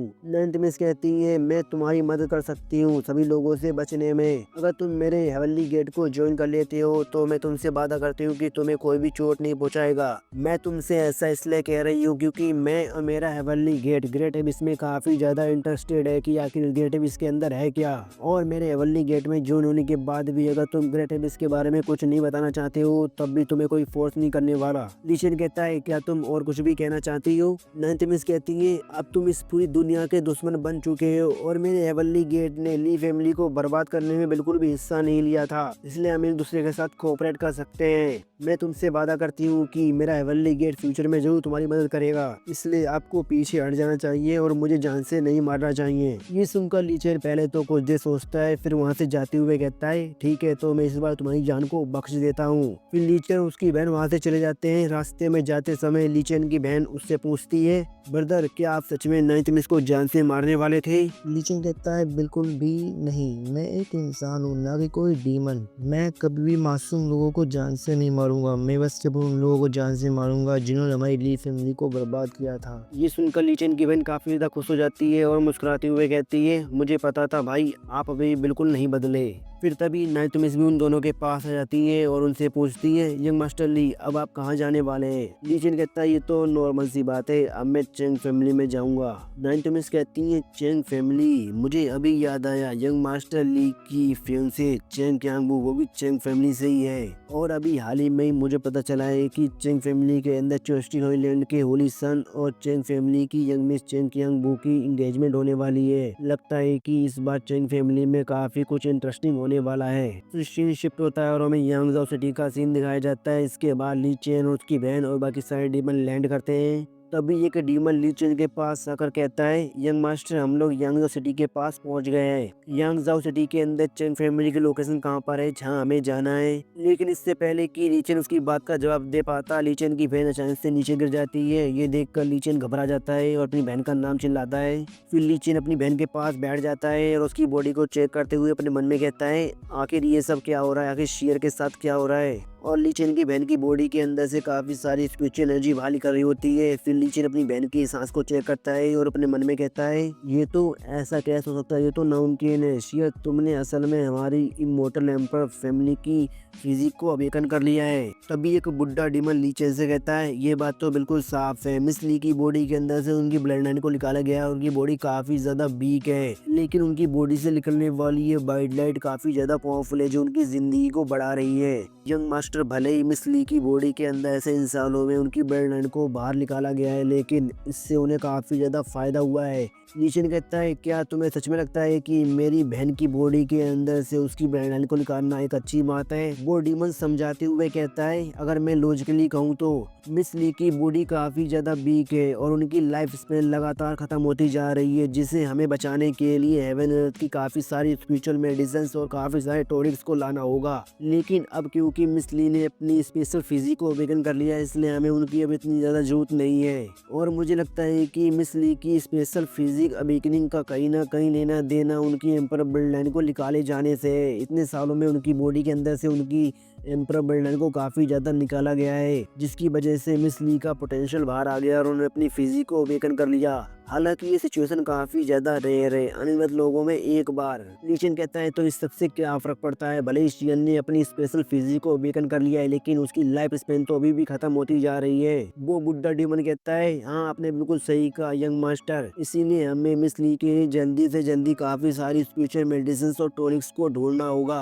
हालांकि दुख की बात तो ये है कि इस तरह की खास स्पिरिचुअल मेडिसिन और टॉनिक्स माउंटेन के काफी ज्यादा गहराई में मिलते हैं या फिर नदी के अंदर, जिन्हें ढूंढना काफी ज्यादा मुश्किल है और इतने कम समय में तो और भी ज्यादा मुश्किल। लीजन कहता है, अगर तुम स्पिरिचुअल मेडिसिन और टॉनिक्स की बात कर रहे हो तो उसके बारे में चिंता करने की कोई जरूरत नहीं है। मुझे पता है कि वो हमें कहां से मिल सकती है। अभी चिंग फैमिली के अंदर चोस्टी होई लैंड के होली सन की एंगेजमेंट होने वाली है चिंग क्यांग के साथ, और मुझे पूरा यकीन है कि चोस्टी होई लैंड के लोग काफी सारी स्पिरिचुअल मेडिसिन और टॉनिक्स को गिफ्ट के तौर पर चिंग फैमिली के अंदर जरूर भेजेंगे। हमें बस केवल उन्हें लूटना है और हमारा काम हो जाएगा। तो शिप होता है और हमें एक बड़ी सी उड़ने वाली नाव को दिखाया जाता है, जिसके आसपास काफी सारे रथ वाले घोड़े भी उड़ रहे होते हैं। उस उड़ने वाली नाव को देखकर नीचे खड़े हुए लोग काफी ज्यादा हैरान हो जाते हैं और आपस में बात करते हुए कहते हैं, देखो जरा, ये तो चोस्टी होई लैंड की उड़ने वाली नाव है। लगता है कि ये चिंग फैमिली में जा रही है, जहाँ पर चोस्टी होई लैंड के होली सन की एंगेजमेंट होने वाली है। फिर सीन दोबारा से शिफ्ट होता है और हमें ली चेन और उसकी बहन और बाकी सारे डीमंस को दिखाया जाता है। एक डीमन कहता है, यंग मास्टर चलिए अब हमें हमला करना चाहिए। ली चेन कहता है शैडो डीमन, और उन डीमंस के बीच से एक डीमन बाहर आ जाता है, इसका नाम होता है शैडो डीमन, और वो शैडो डीमन की तरह दिख भी रहा होता है। वो शैडो डीमन कहता है, यंग मास्टर क्या काम है मुझे बताइए। ली चेन कहता है, जल्दी से ऊपर जाओ और उस नाव के आस पास के सारे एरिया को सील कर दो।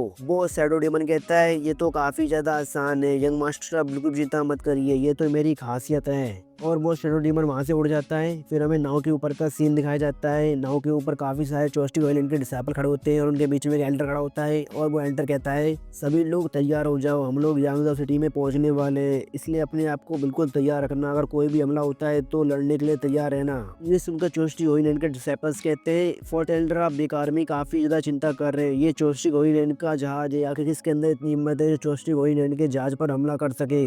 वो लोग अभी आपस में बात कर ही रहे होते हैं कि तभी उनकी जहाज के ऊपर काफी सारे काले कौवे आ जाते हैं जो उनकी पूरी जहाज को कवर कर लेते हैं। फिर हमें जहाज के ऊपर का सीन दिखाया जाता है। फोर्ट एल्डर कहते हैं, आखिर यहाँ पर ये सब चल क्या रहा है, यहाँ पर इतने सारे काले कौवे कहाँ से आ गए, सभी डिसाइपल्स तैयार हो जाओ, हम पे लगता है किसी ने हमला कर दिया। फिर हमें दिखाते हैं ली चेन और उसकी बहन और बाकी सारे डीमंस भी उस नाव के ऊपर आगे होते हैं। उन सबको देखकर फोर्ट एल्डर कहते हैं, आखिर तुम सब लोग कौन हो और तुम इस जगह पे क्या कर रहे हो।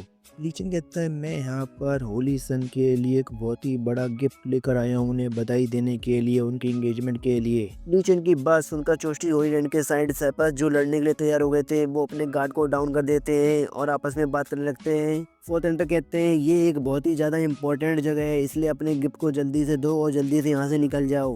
फिर एक डिसाइपल ली चेन के पास जाता है और उससे कहता है बच्चे जल्दी से मुझे अपना गिफ्ट दे दो और जल्दी से यहाँ से चले जाओ। ली चेन अपनी उंगली उठाते हुए कहता है ठीक है तो फिर ये लो तुम्हारा गिफ्ट। और ली चेन अपनी उंगली को उस बंदे के माथे पे लगाता है और उसके माथे में एक बड़ा सा होल कर देता है और उसे वहीं पे जान से मार देता है। अपने एक डिसाइपल को मरते हुए देखकर फोर्थ एल्डर सदमे में आ जाते हैं और चिल्लाते हुए कहते हैं आखिर तुम्हारी हिम्मत कैसे हुई यहाँ पे प्रॉब्लम खड़ी करने की। मेरे साइड डिसाइपल जल्दी से आगे बढ़ो और इस बंदे को पकड़ लो। और चोस्टे ओरिएंट के साइड डिसाइपल्स ली चेन के ऊपर हमला कर देते हैं, लेकिन ली चेन अपनी जगह से बिल्कुल भी नहीं हिलता है और वो अपनी जगह पे बिल्कुल शांत खड़ा रहता है। और इससे पहले कि वो सारे डिसाइपल्स ली चेन के पास पहुंच पाते हैं उसे पकड़ने के लिए, उससे पहले ही काफी सारे डीमंस उन डिसाइपल्स के बीच में आ जाते हैं और वो सारे डीमंस उन सारे डिसाइपल्स को मारने लगते हैं। फिर ली चेन चलता हुआ सीधा फोर्थ एल्डर के पास जाता है। ली चेन को अपने सामने देखकर फोर्थ एल्डर काफी ज्यादा घबरा जाते हैं और घबराते हुए कहते हैं नहीं ऐसा नहीं हो सकता, ये नामुमकिन है, ये सारे डिसाइपल्स मेरे चोस्टी ओइलैंड के एलीट डिसाइपल्स थे, फिर आखिर ये इतनी आसानी से कैसे मारे गए। ली चेन कहता है मैंने तुझसे पहले ही कहा था कि मैं यहाँ पे तुम्हारे होली सन के लिए एक बहुत बड़ा गिफ्ट लेकर आया हूँ और वो गिफ्ट तू है। ये सुनकर फोर्थ एल्डर की फट जाती है और वो वहाँ से भागने लगते हैं और भागते हुए चिल्लाकर ली चेन से कहते हैं बच्चे कोई फर्क नहीं पड़ता है कि तू कौन है, मैं तुझे छोड़ूंगा नहीं, तेरी हिम्मत कैसे हुई हम लोगों पे हमला करने की, तू बस यहीं पे इंतजार कर, मैं अभी जाके होली सर को इस सब के बारे में बताता हूँ। लेकिन इससे पहले कि वो एल्डर वहाँ से भाग पाता उसके सामने भाई मेल पंखों वाला डीमन काफी स्पीड से आ जाता है। ये देखकर फोर्थ एल्डर चिल्लाते हुए कहते हैं क्या ऐसा नहीं हो सकता, ये तो नामुमकिन है, तुम्हारी स्पीड तो काफी ज्यादा तेज है, तुम इतनी जल्दी मेरे पास कैसे आ गई। वो मेल पंखों वाला डीमन कहता है आखिर तेरी हिम्मत कैसी मेरे एक मास्टर के साथ ऐसे बात करने की, मैं तेरी जीभ को खींच के बाहर निकाल लूंगा तेरे मुंह से। और वो मेल पंखों वाला डीमन सचमुच में अपने पंजे से उस एल्डर के मुंह पे हमला करता है, उसकी जीभ को काट देता है जिससे वो एल्डर खून खांसने लगता है। और उस एल्डर की जीभ काटने के बाद वो मेल पंखों वाला डीमन उस एल्डर को जान से मार देता है और बाकी सारे डीमंस ने भी सारे डिसाइपल्स को जान से मार दिया होता है। फिर एक डीमन ली चेन के पास आकर कहता है यंग मास्टर यहाँ के सारे मामलों को हमने निपटा दिया, यहाँ पे जितने भी लोग थे हमने उन सभी को जान से मार दिया है। ली चेन कहता है शैडो डीमन अपनी डिस्गाइज टेक्निक का इस्तेमाल करो और इन सारे डीमंस को चोस्टी ओइलैंड के डिसाइपल्स में बदल दो। मैं होली सन और चेंग क्यांगबू को एक बहुत बड़ा सरप्राइज देना चाहता हूँ। शैडो डीमन कहता है ये तो काफी ज्यादा आसान है और शैडो डीमन अपनी डिस्गाइज टेक्निक का इस्तेमाल करता है और सारे डीमंस को चोस्टी ओइलैंड के डिसाइपल्स में बदल देता है। और सारा काम खत्म होने के बाद वो सारे काले कौवे भी नाव के आसपास से तितर बितर हो जाते हैं जिससे नाव वापस से दिखने लगती है। फिर हमें दोबारा से नाव के ऊपर का सीन दिखाया जाता है। एक डीमन एक दरवाजे खोलता है और अंदर आकर कहता है यंग मास्टर यहाँ पर आइए, यहाँ पर देखें, यहाँ पे काफी सारे स्पिरिचुअल हर्ब्स और काफी सारी मेडिसिन पड़ी हैं। चोस्टी ओइलैंड तो सच में काफी ज्यादा दिलदार है, उन्होंने इतनी सारी स्पिरिचुअल हर्ब्स और मेडिसिन को भेजा है। इतनी सारी स्पिरिचुअल हर्ब्स और मेडिसिन से तो एक छोटा सा सेक्टर बनाया जा सकता है। नीचे अपनी बहन से कहता है शेयर आगे बढ़ो और यहाँ पे जितनी भी स्पिरिचुअल हर्ब्स और मेडिसिन है उन सबको एब्जॉर्ब कर लो और अपनी स्पेशल फिजिक को पूरी तरह से अवेकन कर लो। तुम्हारी बॉडी अभी भी काफी ज्यादा वीक है, इसलिए तुम्हें स्पिरिचुअल मेडिसिन से काफी ज्यादा ताकत मिलेगी, इसलिए इन्हें जल्दी से एब्जॉर्ब कर लो और अपनी ताकत में बदल लो। ली चेन की बहन कहती है ठीक है। फिर ली चेन की बहन जमीन पर आलती पालती मार के बैठ जाती है और वहाँ पे जितने भी स्पिरिचुअल हर्ब्स और मेडिसिन होती हैं उन सबको एब्जॉर्ब करने लगती है और वो काफी तेजी से उन सबको एब्जॉर्ब कर रही होती है। ये देखकर वो बुड्ढा डेमन भी हड़बड़ा जाता है और घबराते हुए कहता है आखिर मिस ली ने किस तरह की स्पेशल फिजिक को अवेकन किया है, ये तो काफी ज्यादा खतरनाक है। और देखते ही देखते ली चेन की बहन वहाँ पे जितनी भी स्पिरिचुअल हर्ब्स और मेडिसिन होती है उन सबको एब्जॉर्ब कर लेती है। ये देखकर वो बुड्ढा डेमन काफी ज्यादा शॉक हो जाता है और कहता है क्या खतरनाक स्पीड है एब्जॉर्ब करने की, मैंने ऐसी स्पीड तो आज से पहले कभी भी नहीं देखी। मैं हजारों सालों से जिंदा हूँ लेकिन आज तक मैंने ऐसा नजारा कभी भी नहीं देखा, आज तक मैंने किसी को भी इतनी तेजी से स्पिरिचुअल मेडिसिन को एब्जॉर्ब करते हुए नहीं देखा है। और ली चेन की बहन ने बस कुछ ही समय में उस वेयर हाउस के अंदर जितने भी स्पिरिचुअल मेडिसिन और हर्ब्स होते हैं उन सबको एब्जॉर्ब कर लिया होता है। उन सबको एब्जॉर्ब करने के बाद ली चेन की बहन अपनी आंखें खोलती है और वो सामने देखती है तो ली चेन और वो बुड्ढा डीमन उसे ही घूर घूर के देख रहे होते हैं। ये देखकर ली चेन की बहन कहती है ब्रदर क्या हुआ, आप लोग मुझे ऐसे घूर के क्यों देख रहे हैं। वो बुड्ढा डीमन कहता है मिस ली कि आपको पता नहीं है कि आपने क्या किया है। ली चेन की बहन कहती है मैंने अपनी स्पेशल फिजिक को अवेकन किया है, बस इतना ही तो किया है, और मैंने क्या किया है। वो बुड्ढा डीमन कहता है आपको शायद पता नहीं है लेकिन आपने इस वेयर हाउस के अंदर जितनी भी स्पिरिचुअल मेडिसिन और हर्ब थे उन सबको एब्जॉर्ब कर लिया है, वो भी बस कुछ ही समय के अंदर। यहाँ पर इतनी सारी स्पिरिचुअल मेडिसिन और हर्ब थे कि उनकी मदद से एक छोटा सा सेक्टर बनाया जा सकता था। शायद बहुत सारे कल्टीवेटर के साथ मिलकर भी ऐसा ना कर पाए, मैं काफी ज्यादा बूढ़ा हो गया हूँ इसलिए ऐसा कुछ भी नहीं है जो मुझे शॉक कर पाए,